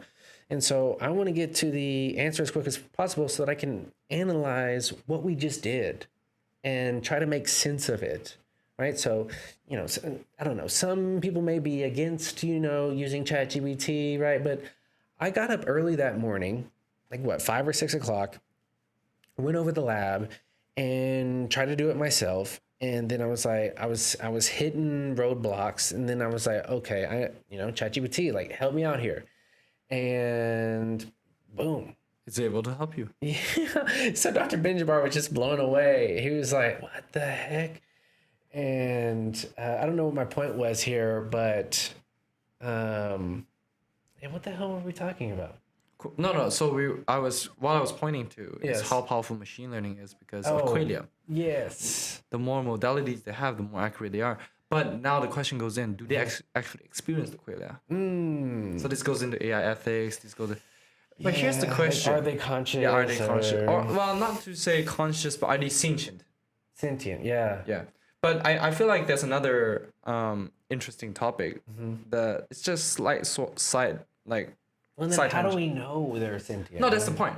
So back in the day, before psychology is a field, they only have behavioralists. Yeah. And they say you can deduce everything by a person's behavior. And behaviorists used to hate psychologists because they say psychology is not science because you cannot quantify thoughts. You can quantify and measure behavior, but you can't quantify thoughts. But today, psychology is a very known social field that uses scientific method. And it's the same thing with machine learning, right? Yes. They display intelligence. They display some level of reasoning, some even fluid intelligence, thanks to the ArcAGI test. How do we know their... now we're basing things off behavior, but we can't really quantify their thoughts. So is Yeah. there a psychology for machine learning? We're more of behaviorists for machine learning. We are just quantifying their behaviors. But what goes into the weights and biases? What higher order information in their features actually goes through their networks? You know what I mean? Is there a psychology of machine learning? Yeah. Because right now we're more behaviorists. We're just observing the behavior and then we're like, okay, it's smart or not. Because you can answer this question. But no one's asking whether or not we can truly comprehend what's actually going on in the weights and biases. Well, I think that's what's beautiful about machine learning is there's so many opportunities to grow in not just computer science, right? but all fields All fields. Machine learning can help apply in all fields. I mean, they're even talking about how machine learning is helping them understand the brain. Yeah. And, you know, and so there's a lot of like neuroscientists that are going into machine learning. Yeah, Which is kinda crazy. It's kind of interesting because we base machine learning based on neuroscience, and now we're using machine learning to study neuroscience. Yes. I find that kind of wild. Yeah. Have you heard of this thing called gravitas? So let me look it up. Gravitas. Yeah. I heard of it, but I don't know what it is. Okay, No so idea. Gravitas is this company that has built a machine that reads your mind. Okay. I mean, it's similar to what Neuralink is doing. Yes, but it's not invasive. Not invasive. Yes. So it's like a thinking cap, like. Yeah, there's like a newer version of it that looks really sick. Let's see here. Let's go to images. Because I saw it on Twitter the other day.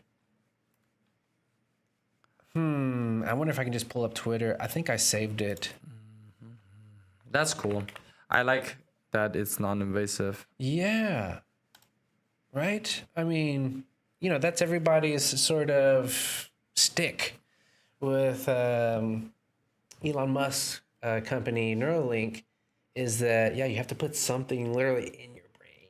Yeah. And I don't know, man. Let's see here. I don't want to spend too much time trying to... Go. Yep. Yeah, I don't know. Let's see if that'll work. If not, no worries. But yeah, coherentism is also very interesting. No. Interesting. Yeah, I forget what my sign into Twitter is. Anyways, but so yeah. I mean, what was I trying to say? I was just trying to say Yeah, that, the gravitas thing. yeah, it was really cool. And so there's like, go check it out. Like it's a really cool thing. It's like just a wearable device, and he is actually doing things with his mind. Like, and so he's like thinking of something, and then the AI, I don't want to say like agent, is sort of speaking to him based off of the things that he's thinking in his mind, and it's getting it right. I was just like so blown aback. And so I think what's sort of misleading is because like it's sort of on his head, and then there's this wire that goes behind him, and I'm just like, where does that go? Does that go into like a huge supercomputer, or like where does that go? Is that now wireless? Yeah. Like, can we not have a wireless wearable like a Apple Vision Pro? Yeah. So, you know, yeah, I just think that, and I don't know, what do you think about this? So, you know, we're talking about epistemology today, and I was thinking that maybe a natural progression to the next topic is maybe learning, and sort of, you know, how we learn, the different types of learning, and then that can go into machine learning and sort of the different types of sort of philosophies or attacks of like how the different ways in which we try to teach machines to learn.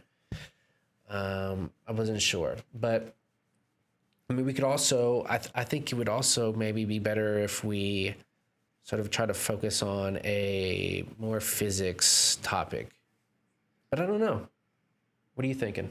Well, and then also next week, I mean, we can sort of put off thinking about it for a while because next week we have Dr. Teo. Dr. Teo. Yes. But I feel like, because last week it just sort of came organically. We were like, oh yeah, epistemology would be cool after the scientific method. that's actually why I want the research topic. Like every time we have an episode, this is what we plan to do is every time we have a main topic or theme, after the main topic or theme, we just go into interesting research we've read recently. That for me is what we can get themes and ideas from. Okay. But I mean, we can still go on side tangents like organically just to find out new topics. Like for example, the Descartes thing. Yeah, honoring giants. We could make its own series, honoring giants. We could, yeah. It's like a side series. Yeah. Because right now it's main themes, right? A side series would be honoring giants. I like it. Yeah. Right? Yeah. Yeah, sort of like the JRE, Joe Rogan Experience podcast. He has like Fight Companion podcast where it's just like they watch a fight, or it'll be that's what I'm like thinking. a UFC fighter comes on. Yes. And so that's like a Fight Companion, or they have like the Parks Save the Parks one where it's like Shane Gillis, Joe Rogan, Mark Norman, and You Ari really watch Shaffir. a lot of Joe Rogan. I love his- I watched some of them. I don't watch all, but he's very good at what he's doing. Yeah. You know, I strive to be like.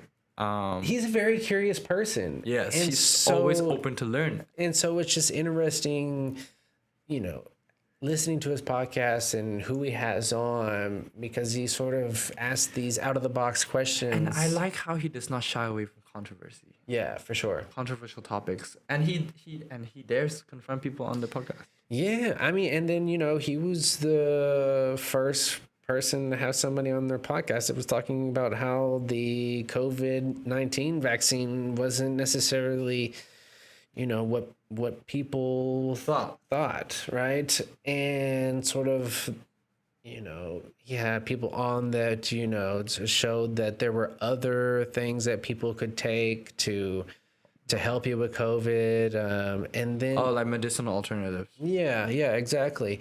And so I just like that he's open-minded, right? And he's willing to play along and question authority, exactly. Yes, exactly. And being able to be devil's advocate too. Exactly. I love that. Yeah, and his most recent one, he has I cannot think of his name. It's okay, I've got it pulled up here.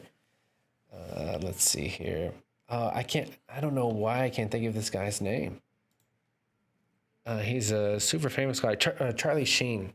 Yeah, Charlie Sheen. This is so ridiculous. And so, yeah.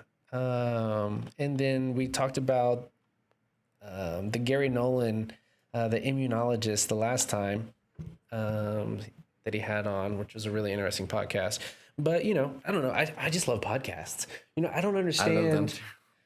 There's some people that I've talked to that talk about like they're like podcasts boring. Yeah, or how can you listen to something for 3 hours? I'm just like, I don't know. I mean, that's kind of the point. You don't have to just sit there and listen. You can do your work while listening. You can travel while listening. You don't have to listen to the whole 3 hours. Yeah, you can skip. You can look for interesting parts. That's the whole point. I feel like the whole point of podcasts and audiobooks is that you can learn things on the fly. You don't have to have dedicated time to it. You can do it as a side quest. Of course, that does not work for everyone. Yeah. But I'm saying it's a good alternative. Yeah, and also at the same time, with background noise too. It's 3 hours. In 3 hours, you can really get to know somebody. Or some topic. Oh, yeah, exactly. Imagine a deep dive of a topic in 3 hours. Very deeply, but from a person that really knows what they're talking about. You will learn a lot. It's similar to reading a book. You will know a lot from that person. Yes, exactly. And about the person. Yeah.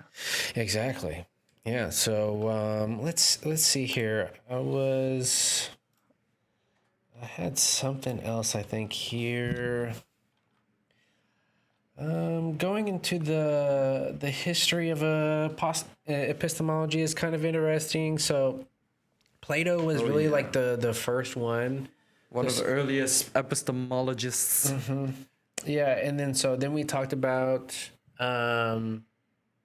Gettier, who sort of built on top of Plato's work. And so let's see here. We've talked about the different lenses of knowledge. And we sort of talked about the modern frontiers and AI. And so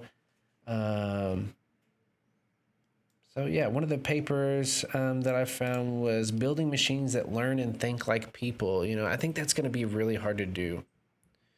I mean, we sort of touched on it just a little bit ago, but we really don't even know all of how we think and how humans really work, right? We don't really know a lot about the brain.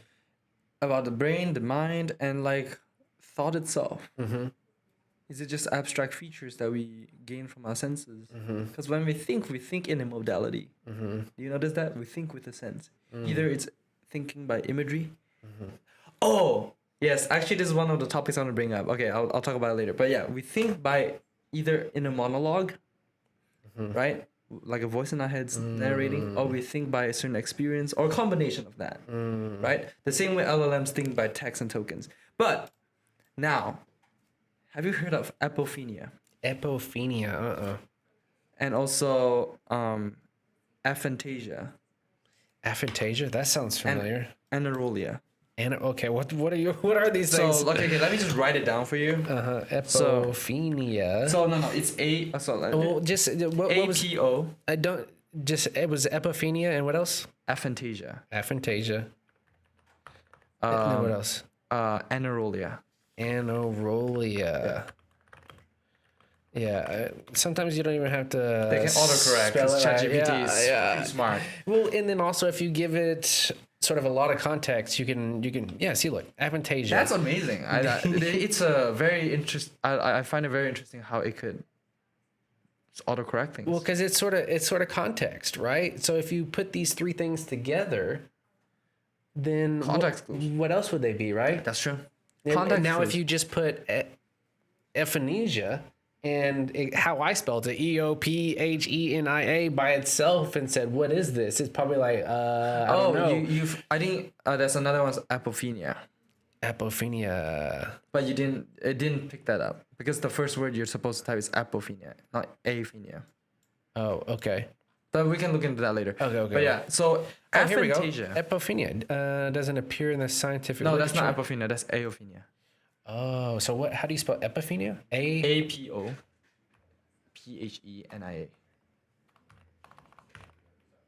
Okay.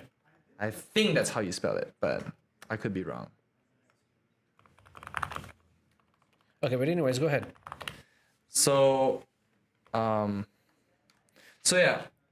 there have been studies that found that there are people who don't think in inner monologues. Oh, yes. That's anerolia. Okay. Aphantasia. Aphantasia is people who cannot have mental imagery. They cannot imagine anything at all in their brain. Yet there are music artists that has anerolia. Yeah. They still can do music. There are people who has aphantasia who can't imagine images, yet they're graphic artists. They can draw, they can do so. And what's it called? Apophenia though is an interesting phenomenon, and if I remember it correctly, Too many patterns, even in randomness. yes. So we find meaning in patterns that don't even have meaning. Oh yeah. For us, seeing faces in clouds. Well, that's what humans are notorious for, right? Is finding the Superstitions. patterns. Superstitions. No. Apophenia describes superstitions. Okay. So it's finding patterns in meaningless shit. Oh, Okay. my language. Meaningless things. Yeah. So for example, this is what we mean by correlation does not mean causation. Some people be like, this happened and that happened at the same time. Yes. Maybe this has something to do with that. For example, some people just have a bad day, have a bad streak. Oh, today I have such bad luck after I went under a ladder. Now I keep failing. I'm late for my work. Now they start correlating everything to that one incident. That's apophenia. Or seeing a face in the sky because clouds look similar, that's apophenia. Because there's no face in the sky. It just looks like a face. You know, that's apophenia. Interesting. So So where I'm going with this is that it's similar to what we say. Our senses can trick us. That's apophenia. Now, this also goes back to whether we have to consciously think. Because there's a study they found in people with aphantasia. They do something. That study basically what they do is they do orientation tasks. So they give you a weird shape, and they have another image, and they ask you, are they the same shape, right? So mentally, you have to rotate that image in your head to see if they're the same. What they found was they will have a curve. So this is normal people, right? The curve is like this. Let's say a few seconds. They found that aphantasia people can still finish the tasks. It just takes longer, and it has the same curve. And what I mean by the curve is, with complexity, the time goes up, right? So as the image gets more complicated, it goes up. But the curve is it has the same gradient, right? As people without aphantasia, people who can imagine images. So that means, what it means is, people with aphantasia, even though they can't consciously perceive and imagine images, they subconsciously do. They subconsciously do imagine the object. That's the only way they can solve. That is so weird, dude. Imagine not being able to see things in your mind. Like, No. But that's what bogs me. It's this paper suggests, I'm not saying that is what it is, but it suggests that even though they can't consciously do that, they are subconsciously doing that. weird. Because they still solve the task, and it has the same direct proportion to the complexity that normal people have. That you need. Yes, just slightly more delayed, Yes. just slightly more offset. Huh.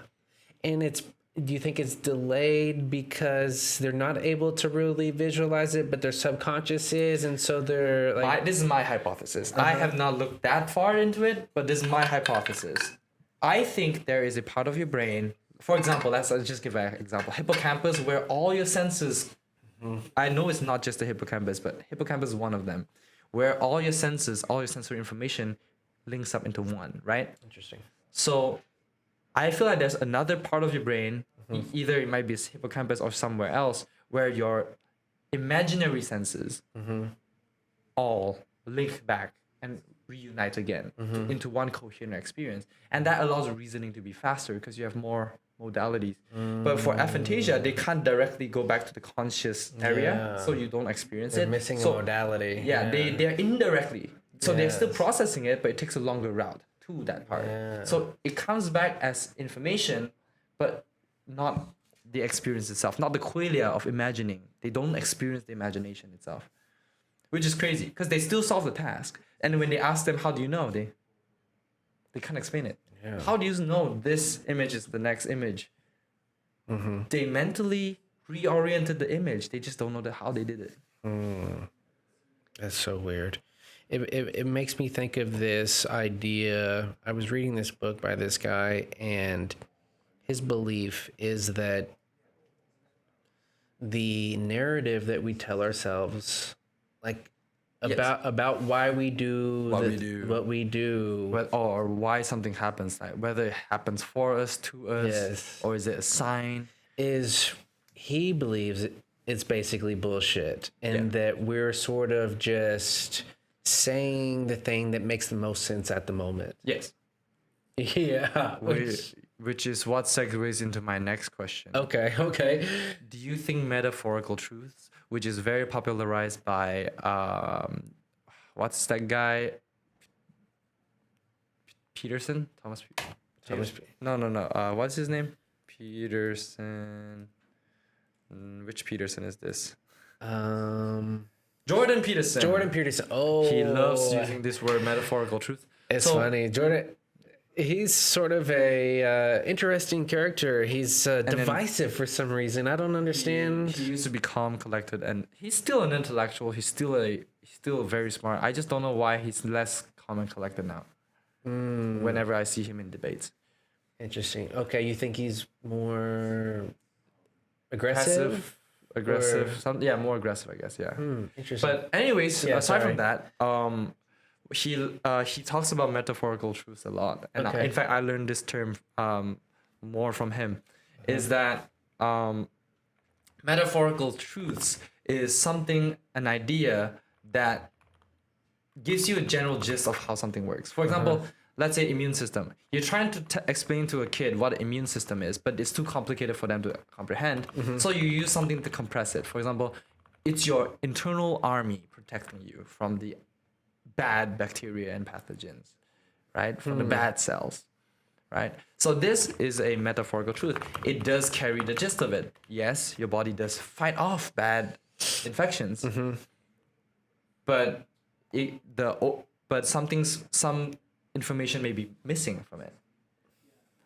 You know, so if you overgeneralize that idea that it's just an army, you leave out the nuances of the truth. So do you think metaphorical truths are necessary? For example, taboos. I love talking about taboos. Yeah. So in Eastern culture, some people believe that firecrackers, there's a reason why we use firecrackers in like festivals, is to scare off bad luck and demons and like bad spirits. But if you look at it metaphorically, it's true. Because back in the day, what they use it for is because every time they have a celebration, they cook in villages and animals will come. And the way we scare off animals is with loud sound. Okay. Bad luck, for example, don't stand under a ladder. It's going to bring bad luck. I think metaphorical knowledge it's okay, right? Like, I think it's fine, right? Just don't take them literally, right? Exactly. You know, I don't know. Like if you break a mirror, it's bad luck. Obviously, because there's millions of shards on the ground, you can step on one. You're just increasing the probability of shit happening, bad shit happening. Yeah. You know? So I think like taboos are just metaphorical truths passed down because sometimes people are too stubborn to understand, or people, so they use this to like scare the children to behave or whatever, you know, like they're metaphorically true. Or there's that quote by Marie Curie, right?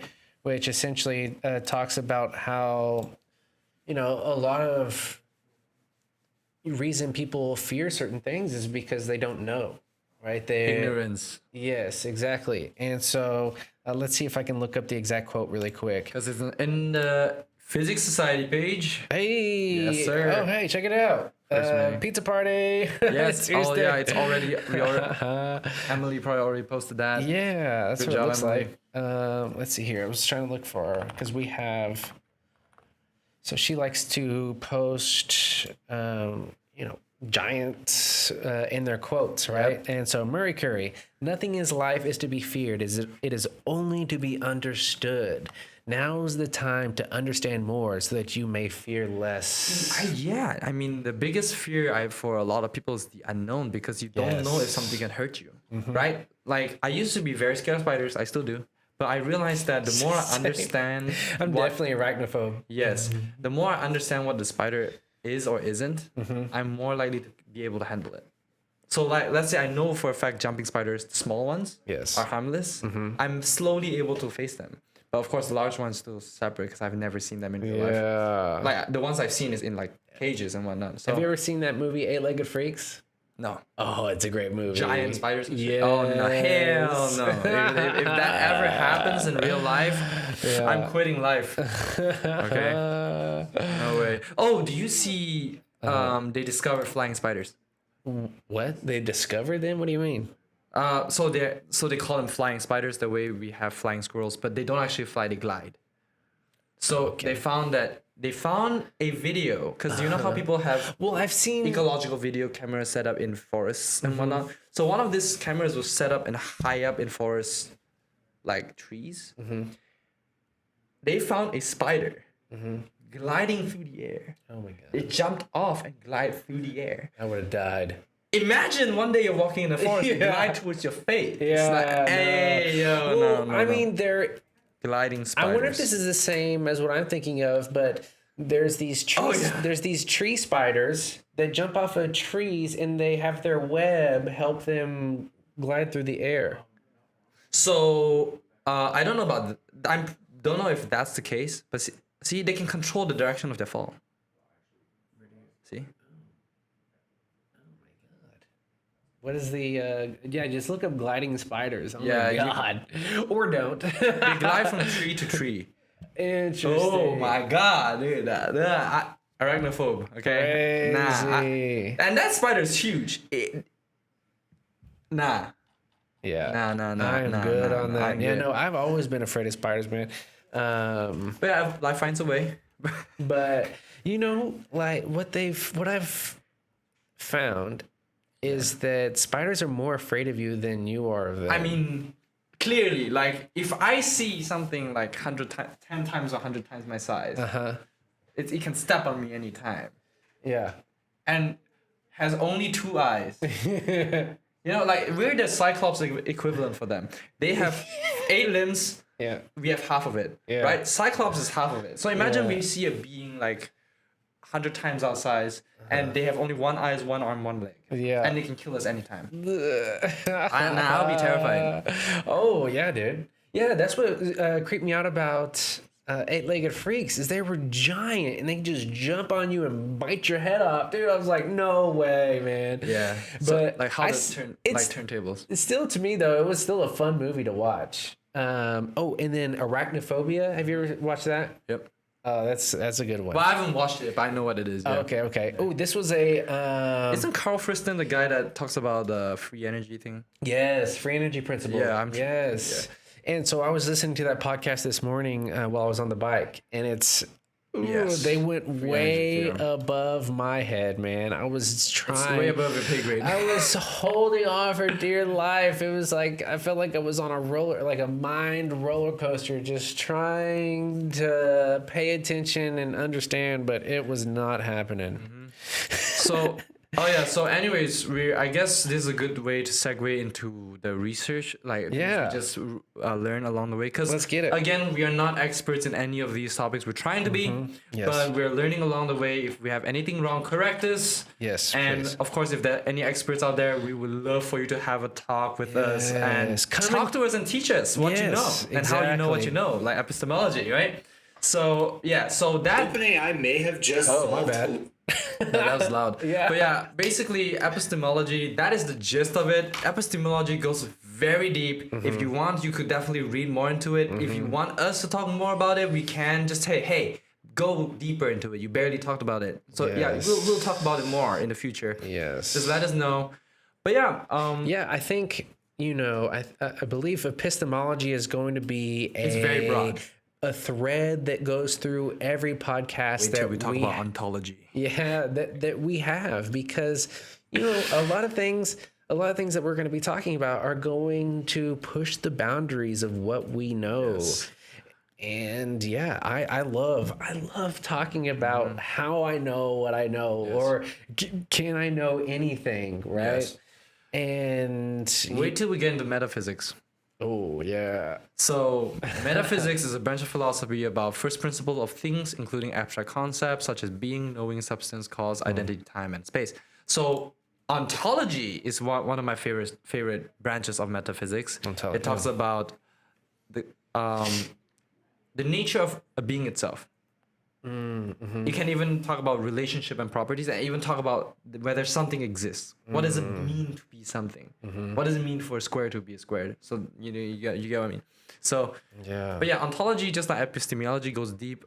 Someday we'll talk about it. Yeah, it's interesting because just thinking right now, I was like, well, we could have a podcast that is just on philosophy, and we could talk about the different philosophical notions, or we could dedicate one episode to each sort of philosophical idea that we... So you want to make a separate series for that too?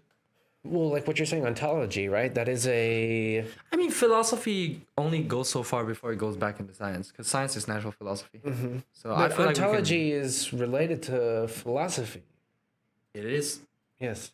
I mean... But I'm saying like... science. Yeah, so I'm saying like instead of having just a episode of philosophy, we have separate episodes like ontology, epistemology. Yeah. It's just separate episodes of it. Yeah.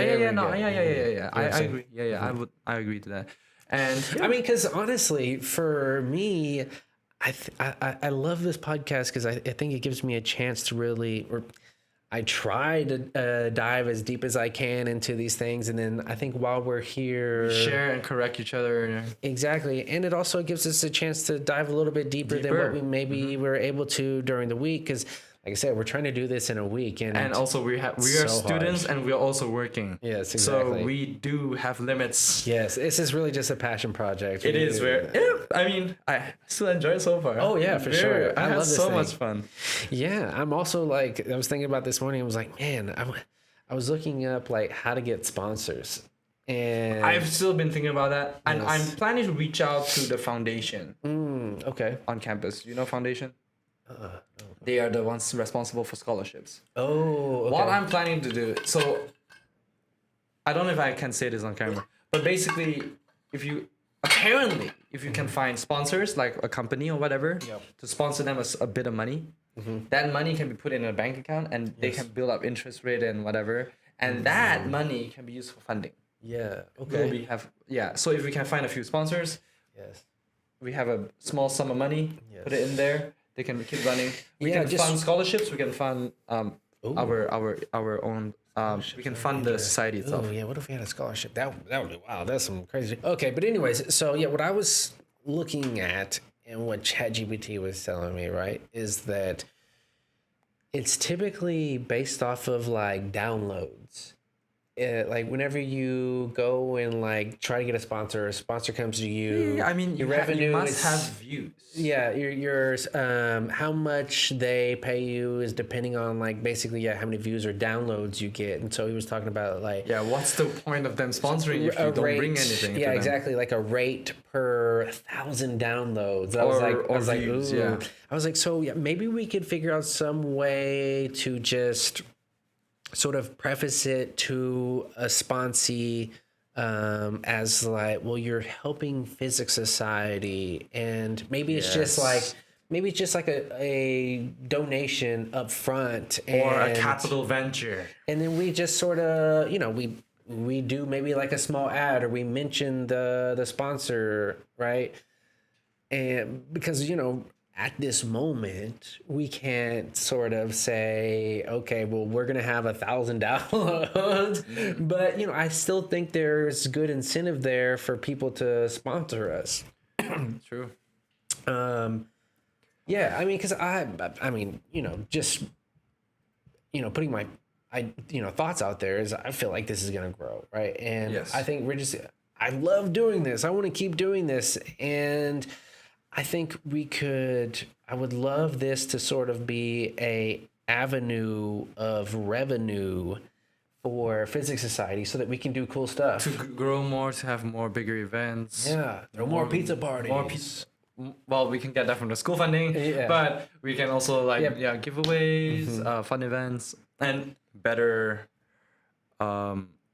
just better opportunities. Yeah, exactly.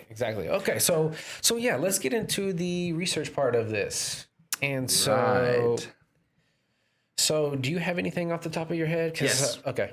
So there's this paper I just read just yesterday. And a few researchers from the University of Hiroshima have developed a realistic, highly sensitive method to detect the Unruh effect.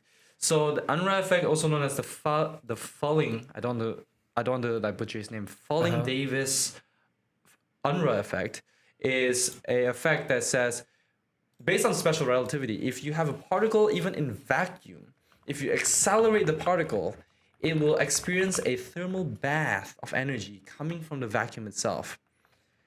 So the Unruh effect has not been proven. It has never been measured, but in theory, they do align.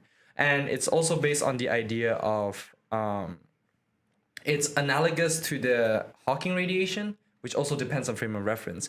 A person hovering outside of a black hole can experience Hawking radiation, but something falling in will not experience Hawking radiation. So what they think is something that's accelerating would experience Hawking radiation. They're planning to use a Josephson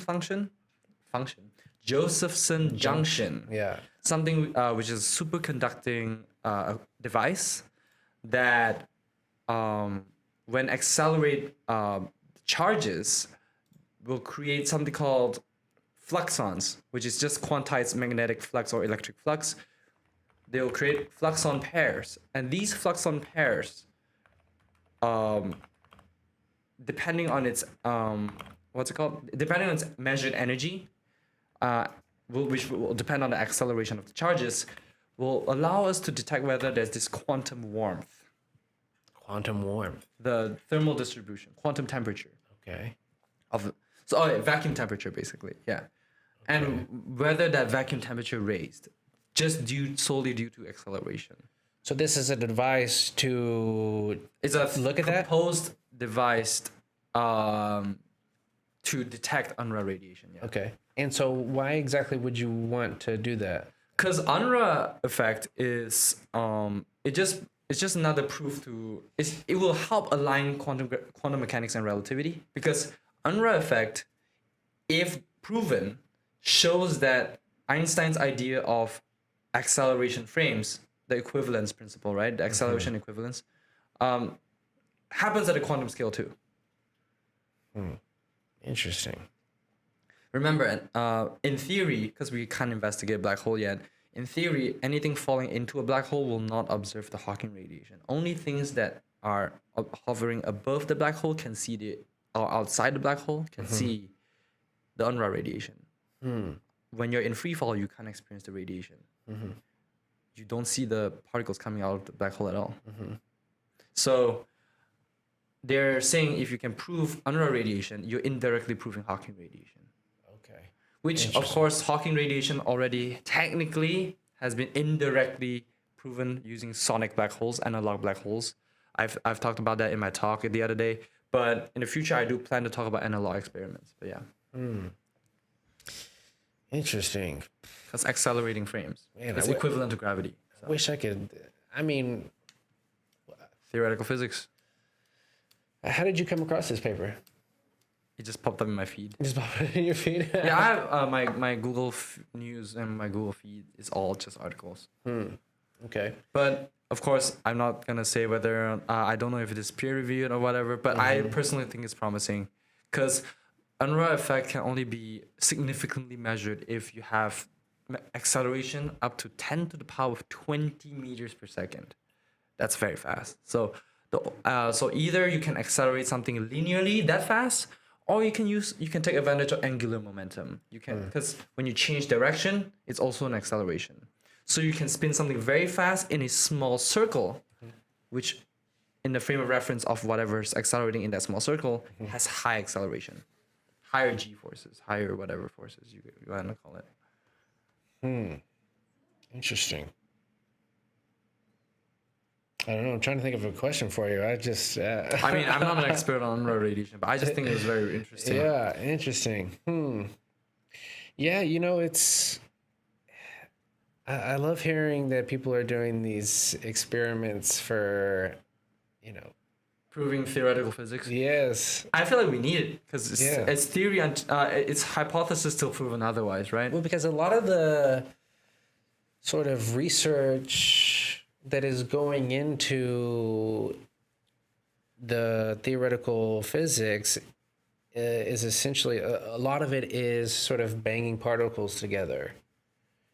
And the Large Hadron Colliders. Yeah, because those are particle physics. And that's been sort of the main avenue for research, but people are sort of being more creative. Yeah, exactly, because they say that yeah, exactly. Be more creative, right? Like, quit smashing these things together and let's figure something else out, right?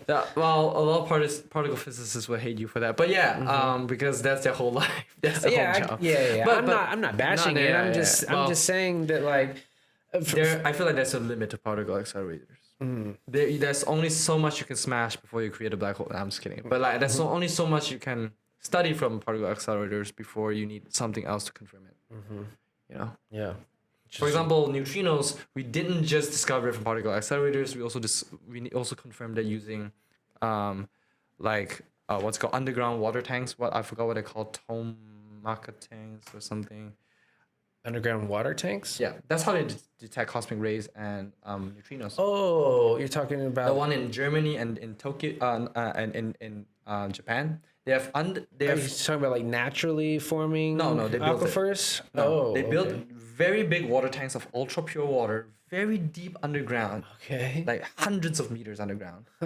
And whenever a cosmic ray or neutrino passes through and interacts with the particle in the water, ultra pure water, it knocks off either electron or something.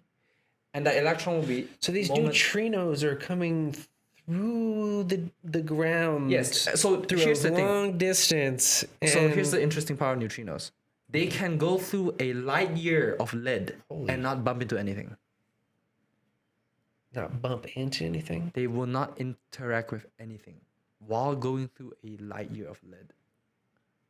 They are the most permeable thing in this universe. They permeate anything. There's trillions of neutrinos passing us right now. So it's a okay. So then, what is a neutrino? Is it? It sounds like it's neutral. Is it? Yes. Is it, okay. So this is just a quick little trivia fun fact. Neutrinos are discovered early on when they realize every time there's a beta decay, the momentum and the energy from the gamma rays, the thermal energy, the electron and the nucleon that got scattered is not aligned. Like there's energy lost in there. So it's that's neutrino, huh? so Paul Dirac came up with a theory. He calls that neutrinos, which means little neutral particles. And he says that these neutrinos are probably scattering in different directions. We just couldn't detect them. And later on, we found them. Which That's what I love about a lot of these particles is they're theorized first and then found. Constructivism. And also, well, as I was saying, this is also very interesting. When neutrinos finally hit, after trillions of them fall through the earth, right? Trillions and trillions fall through the earth every second. One will hit one of the water molecules in the ultra pure water tank. And when that happens, you will have either a electron getting knocked off or a beta decay. And what happens is that electron that got knocked off would have so much energy, it temporarily travels faster than light in water, releasing something called the Cherenkov radiation. You probably heard of that.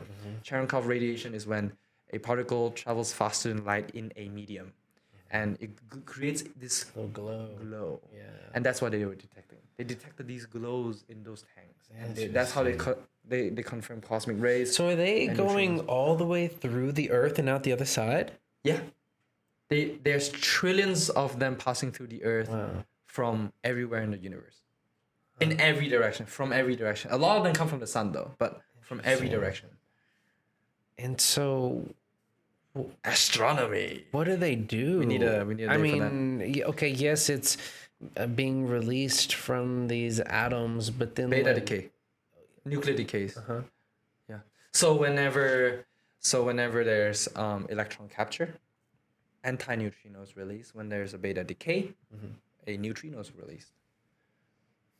Or was it vice versa? But yeah, one of the two. I kind of forgot about it, but yeah, I'm giving a talk on particle physics soon, so do stay tuned for that. And I don't know. I'm It just segues into astronomy. But yeah. So I like the idea. So Brody was talking about, this sort of research part of the podcast being also sort of like a brainstorming session. And even for making new ideas for new future So talks. for me, it's like, okay, like a neutrino, Yes. right? So what is, I mean, I'm trying to think of like what exactly. So, we know, I mean, do we use these to like, are they used in any applications? No. Well, okay, that's another research paper I just read. It's not a research paper, but an article. I don't know if it's true. I did not look into it yet. So apparently some scientists learned how to focus a beam of neutrinos or make a beam of neutrinos. I have no idea what we're going to use it for, but theoretically, astrobiology, we talked about it. So there's a theoretical communication method used by, at least theoretically, they think that, why we can't detect aliens yet? It's probably because they use different mediums of communication that we don't know yet. So what if they're using neutrinos to communicate instead of light? They send neutrinos to each other, neutrino beams. We cannot detect them. They pass right through us. Yeah. But what if they have a consistent way of detecting neutrinos? Interesting. And they use that to communicate. So right now, neutrinos, we have no use for them. We have no use for them. We are right now still trying to study. That's the edge of our knowledge. And neutrinos are also a very big part of the Higgs boson discovery. and also the weak force. And the electroweak theory. That's a very big part where neutrino plays as well. Okay, and there's different Flavors. neutrinos, right? Yes, they're from the lepton family. They correlate to each neutrino flavor. Yeah, they're called flavors. So neutrino flavors is correlated with each other lepton counterparts, electron, mu1, and tau. So there will be tau neutrino, mu1 neutrino, electron neutrino. And the way we know they have these counterparts is their masses and energies are slightly different when a mu1 and tau1 is released or decays. So they have tau1 beams, and those tau1s, when they decay into mu1s or electrons, they create tau neutrinos, and those tau neutrinos behave slightly differently when they hit the detector. It says neutrinos can change flavor as they travel. Yes, and here's the best part. And then this discovery won the Nobel Prize back in 1990s. It was because initially it was theorized that neutrinos have no mass. They're supposed to be massless, but we detected that they have mass. And the reason why we know they have mass is because they change their mass over time. They change their behavior. So, for example, the flavor, mu1 neutrinos can change into electron neutrinos. They can change back into tau1 neutrinos. We have no why. We have no reason why. We don't know why. And that also means that they don't get their mass from the Higgs boson, the Higgs field. Every other matter particle gets their mass from the Higgs interaction, but we have no idea where they get their mass from. So they carry mass, energy, momentum, but we don't know how and why. And then it says they may explain why matter exists through CP violation and leptogenesis. So CP violation is one of the symmetries important in particle physics. Charge and parity. Parity is when you talk about its left-handed, right-handedness. So when a electron... Well, that's just handedness, not parity, right? That is parity. Okay. That is parity is left and right-handedness. So charge is straightforward, positive and negative. But parity is when a moving particle, when its rotation, its angular momentum is facing it, it's left-handed. If its angular momentum, its spin, is facing opposite direction of its traveling momentum, it's right-handed. We've only detected left-handed neutrinos. So basically one of the neutrinos we have never detected. We only detected left-handed, not right-handed. Interesting. Well, maybe they favor one over the other. We don't know, but based on the theory and the Higgs model, the only neutrinos that can interact is left-handed neutrinos, because they carry the weak hypercharge.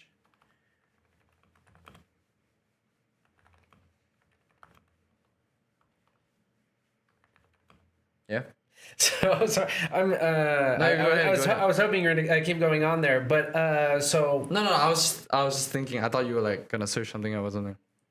I was gonna so one of the things that I wanted actually that correlates or is I want to say related to what you're just talking about, handedness, right? Yep. So I think this is one of the most interesting ideas and topics out there. That like for one, materials, they have handedness too. They have handedness, so they prefer right spin over left spin, right? And then also there's this thing called laterality in the brain. Yes, yeah. And sort of it talks to the preference or the difference in the sides of the brain. So for instance, the left side of the brain, and I need to look this up, but the left or the right, one of the sides of the brain focuses mostly on language, and then the other side of the brain focuses on so left side, so the Wernicke's area and the Broca's area is more on speech and language on the left side of the brain. And then the right side of the brain is more on holistic creative processes. Left side is more of deductive, reductive and like logical breakdowns. But remember, we use all of our brain at the same time. It's just that we know some parts of our brain is more responsible for certain things. Yeah. And it's not always the case. So let me just tell the definition of laterality. So means that some mental processes are more dominant in one hemisphere of the brain than the other. The human brain has two hemispheres connected by the corpus callosum, and while both sides work together constantly, certain functions tend to lean left or right. Yes. So, the left hemisphere specializes more in language. These are called the Broca's and Wernicke's areas. Broca's and Wernicke's area. Grammar and literal meaning. And so also the left side also handles sequential processing, logic, math, and step-by-step reasoning. Also controls movement on the right side of the body, which is really weird. The left side of the brain is handling the right side motion. Your right, so your right eye goes to your left brain too. And then so right hemisphere, so the right side of the brain, stronger in spatial awareness, visual processing, and recognizing faces/places. Handles emotion, tone of voice, metaphor, and artistic creative interpretation.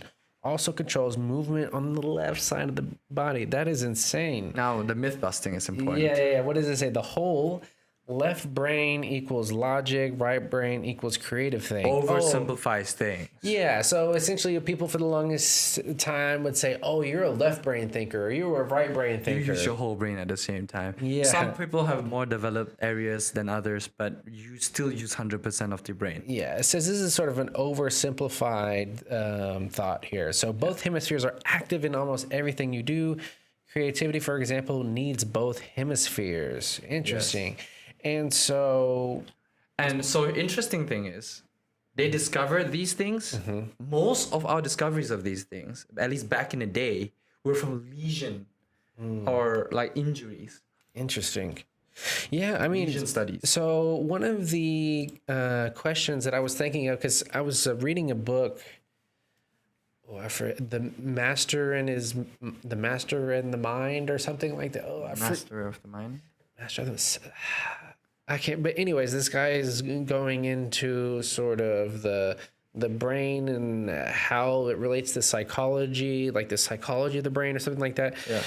And so he was talking about this laterality, and me having my Jupiter brain on, I was thinking, well, like, why? Why did the brain form in this way, right? Why is the left brain do what it does, and then why does the right brain do what it does? Like, how did that happen in evolution? Yeah, I feel like that has something to do with so I feel like we would understand this more. One, once we know the brain structure better. Two is if we understand feature engineering better. Because, for example, feature engineering in neural networks, we know how certain neurons hold certain concepts. Well, that's oversimplifying, but yeah, polysemanticity. Multiple neurons hold multiple meanings. But polysemanticity. Yes. I like that. It's a real term. Yeah. So if a neuron's monosemantic, means that one neuron carries one meaning. But we realize neurons are polysemantic. One neuron does multiple things. It doesn't just do one thing. So I feel like the more we understand feature engineering, it carries over to the brain.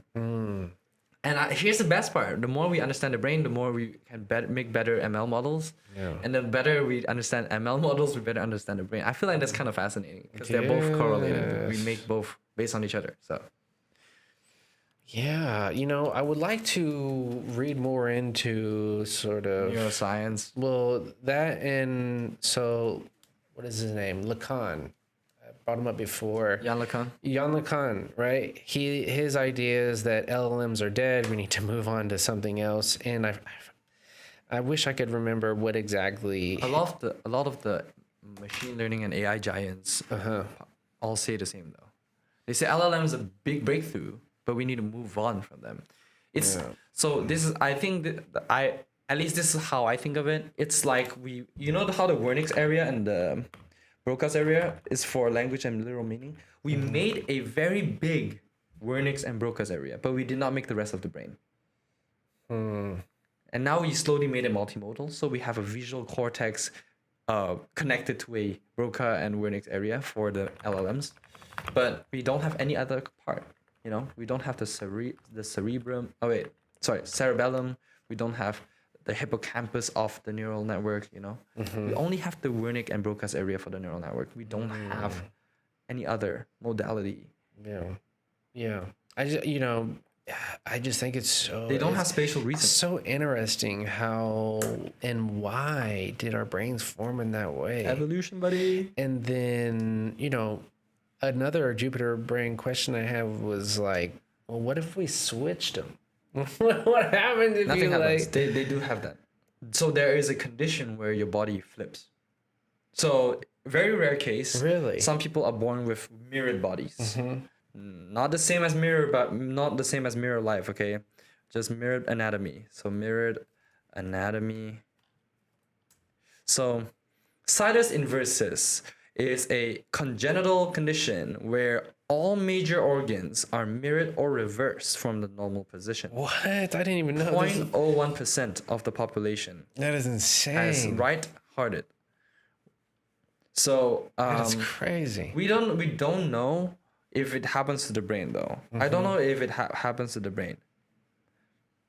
So yeah, they even found a part where you can have identical twins. One twin is left to right, and another twin is right to left. That's so wild. So Yeah, I wish I had started sooner. I probably would have gone into neuroscience. it's not too late to go into computational neuroscience. Yeah, okay, yeah, there we go. Yeah. Yep. Combine that with the computer engineering, Yeah. you're unstoppable. Yeah, no, I just think it's such a fascinating... Why do you think I go into biomedical engineering? It's the best of both worlds. I can do engineering, electrical, computer stuff while doing biology. Yeah. It's not too late, I'm just saying. And it just seems like, it's one of the places where there's just still so much to learn. Yes. It's one of the cutting edges. Even biology, we don't know how the cells fully work yet. So Yeah. bioinformatics and whatnot. Computational biology. Yeah. So another paper, do you want to go? Do you have another paper that? Not in the moment. I can't think of one out of my head. So, all right. So, let's see if I can remember what is why I'm. Let's see here. No, that's not it. I do have an interesting concept though. Our brains, we have just the same way in neural networks, we can have doubt neuron. Like for example, they use sparse autoencoders to see what meaning is encoded in a specific neuron circuit in a neural network, right? The same thing happens in the human brain. In the hippocampus, in the entorhinal cortex, we have grid cells, like what I said last time, right? Grid cells and vector cells. Grid cells are basically neurons that's responsible of knowing your relative location in a room. They fire in a grid pattern. Wherever you are forms a grid in your brain. And at least in the neuron firing pattern. And when not the pattern itself is a grid, it's where you are relative to a room. It forms a grid that when you're in that grid, that neuron fires. That's why they're called grid cells. Oh, interesting. So vector cells are similar. Vector cells depend on the direction of something. Something looks at you, a specific vector cell fires. If something looks away from you, that's another vector cell fires. Now, mirror cells or mirror neurons. Now that's interesting. Mirror neurons is what gives us empathy, sympathy, and our ability to watch and learn. You know how you can mimic somebody, right? When I do something, you can almost instantly mimic it.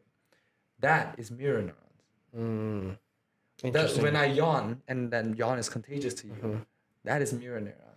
Well, and then that goes into sort of epistemology as well, because it's like... Watch and learn. Exactly. And so are a lot of our knowledge and... Yeah, is a lot of our knowledge based off of mimicking. Yeah, that's interesting. So the paper that I found... I was watching this YouTube video the other day, and so the paper's called Why Language Models Hallucinate. And so this paper also tries to describe or come up with a way to make models not hallucinate. And so essentially, one of the reasons why this paper says models hallucinate is because during training and evaluation, so it rewards guessing. So Because statistical inference. So, okay, the example that they were giving is like in humans, right? When we're taking, let's say, a multiple choice test, right? Sometimes we come across a multiple choice question which we don't know, right?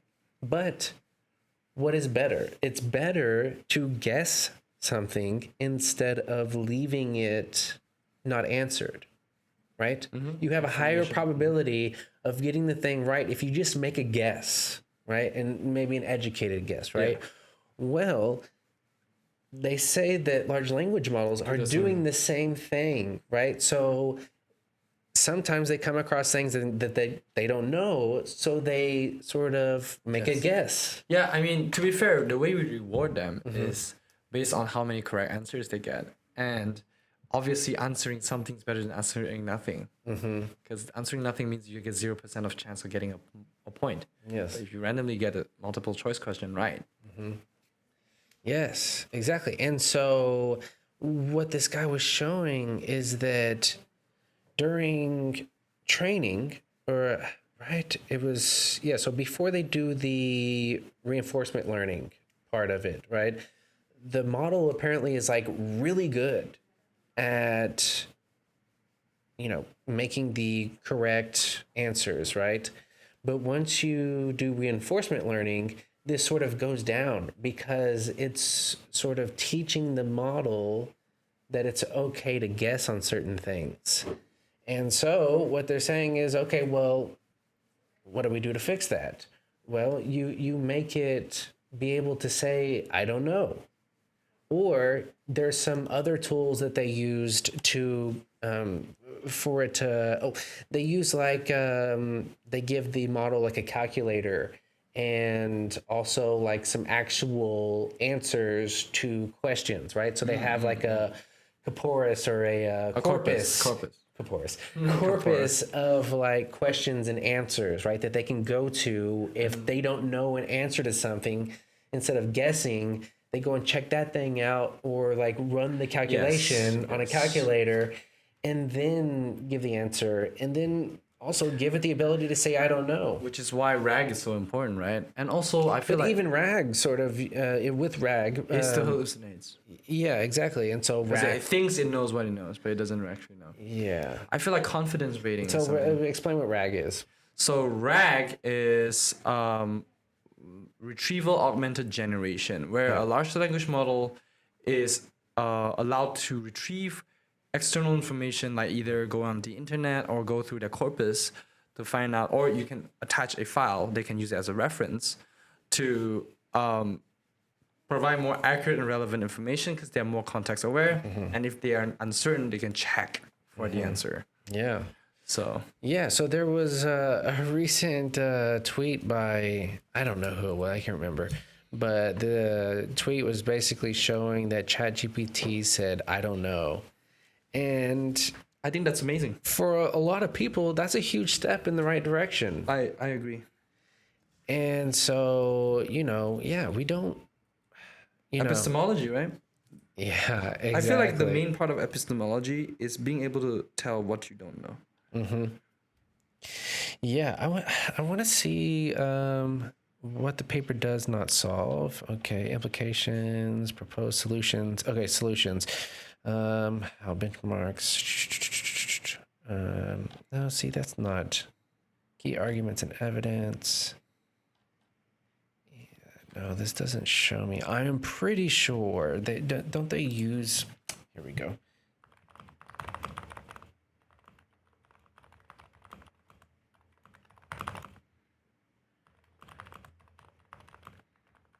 You right over there?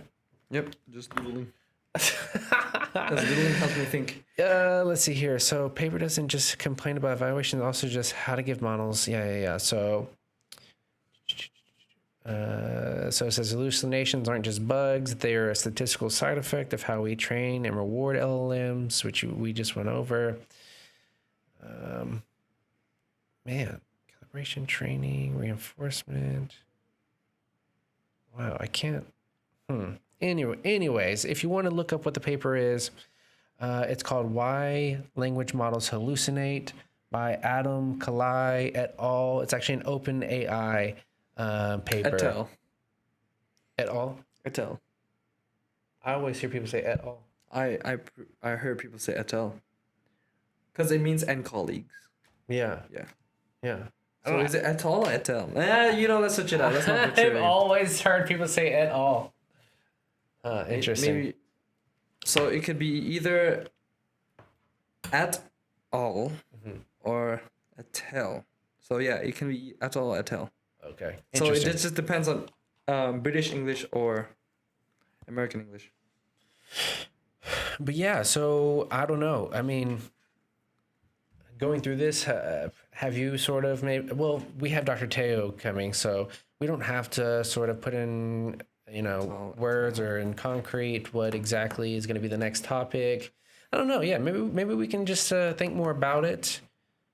Because I don't know. My first instinct is to go into learning and machine learning, but I don't know. I think I want to maybe dive into something more physics, more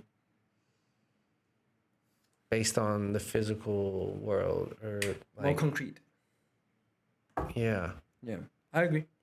We can do that. I mean, we can switch things up anytime. So Okay. Or maybe we do one on giants, right? Maybe we honor a giant. Why don't we? Maybe we do like Descartes or something like that. honoring giants. I like that name. So Yeah. Okay. Maybe we'll do something like that. We'll brainstorm on. I mean, Descartes would probably. I think we should do him first. So much. We should do him first. Okay. Because Descartes. it gets right to epistemology and solipsism, so it's kind of fresh. Yeah. I mean, he did a lot of math. He did a lot of. Wait till you hear about Descartes. I told you about Descartes' demon, right? Yeah. Uh-huh. Yeah, we'll talk about that next time. How about Okay. that? Yeah. Because we do need to wrap up soon. Yes, we need to wrap up. But yeah, anyways, so this was another fun podcast. Very fun podcast. Epistemology, yeah. Hopefully you have a better idea of what epistemology is. Yes, again, if we're being vague, if we said something wrong, do correct this. Yes. And if there's any experts out there who wants to talk and teach us more, do reach out. Yes. We would love to have you on just to teach us and teach other people about their topic and your research. And yeah, if you want us to go deeper into epistemology, because we did go on the surface level only, because we're not that smart about it yet, just let us know. Yes. There's some interesting history that we didn't get into. And even deeper concepts in epistemology. That we didn't get into. Exactly. The only thing with epistemology and getting deeper into it is I know what you're going to say. You think it gets redundant. It feels like, or maybe not redundant, but it sort of feels like we're starting to then argue about semantics or something like that. Or, No, that is the important part of it. Yeah. Yeah. Yeah. For example, like paradoxes, are they self-referential paradoxes? Mm-hmm. Do they exist? Mm-hmm. Yeah, I mean, I'm down to do it. I'm down. I just, maybe we have an epistemology part 2. I don't know. I mean, depends on if they want it. I mean, it depends if we're interested in the future. If we're like, we want to revisit epistemology and go deeper. Yeah. But yeah. All right. Cool. Well, I guess let's wrap it up. Yeah. I mean, I feel like we should do until next time, and we both clap at the same time. We're gonna do that. Yeah, and then cuts into okay. So outro. Oh, like as soon as we say until next time? So you know how the outro slowly builds up? Yeah. So it slowly builds up and we're like, until next time. Yeah. And then boom, in the outro, Okay. I'm down. Okay.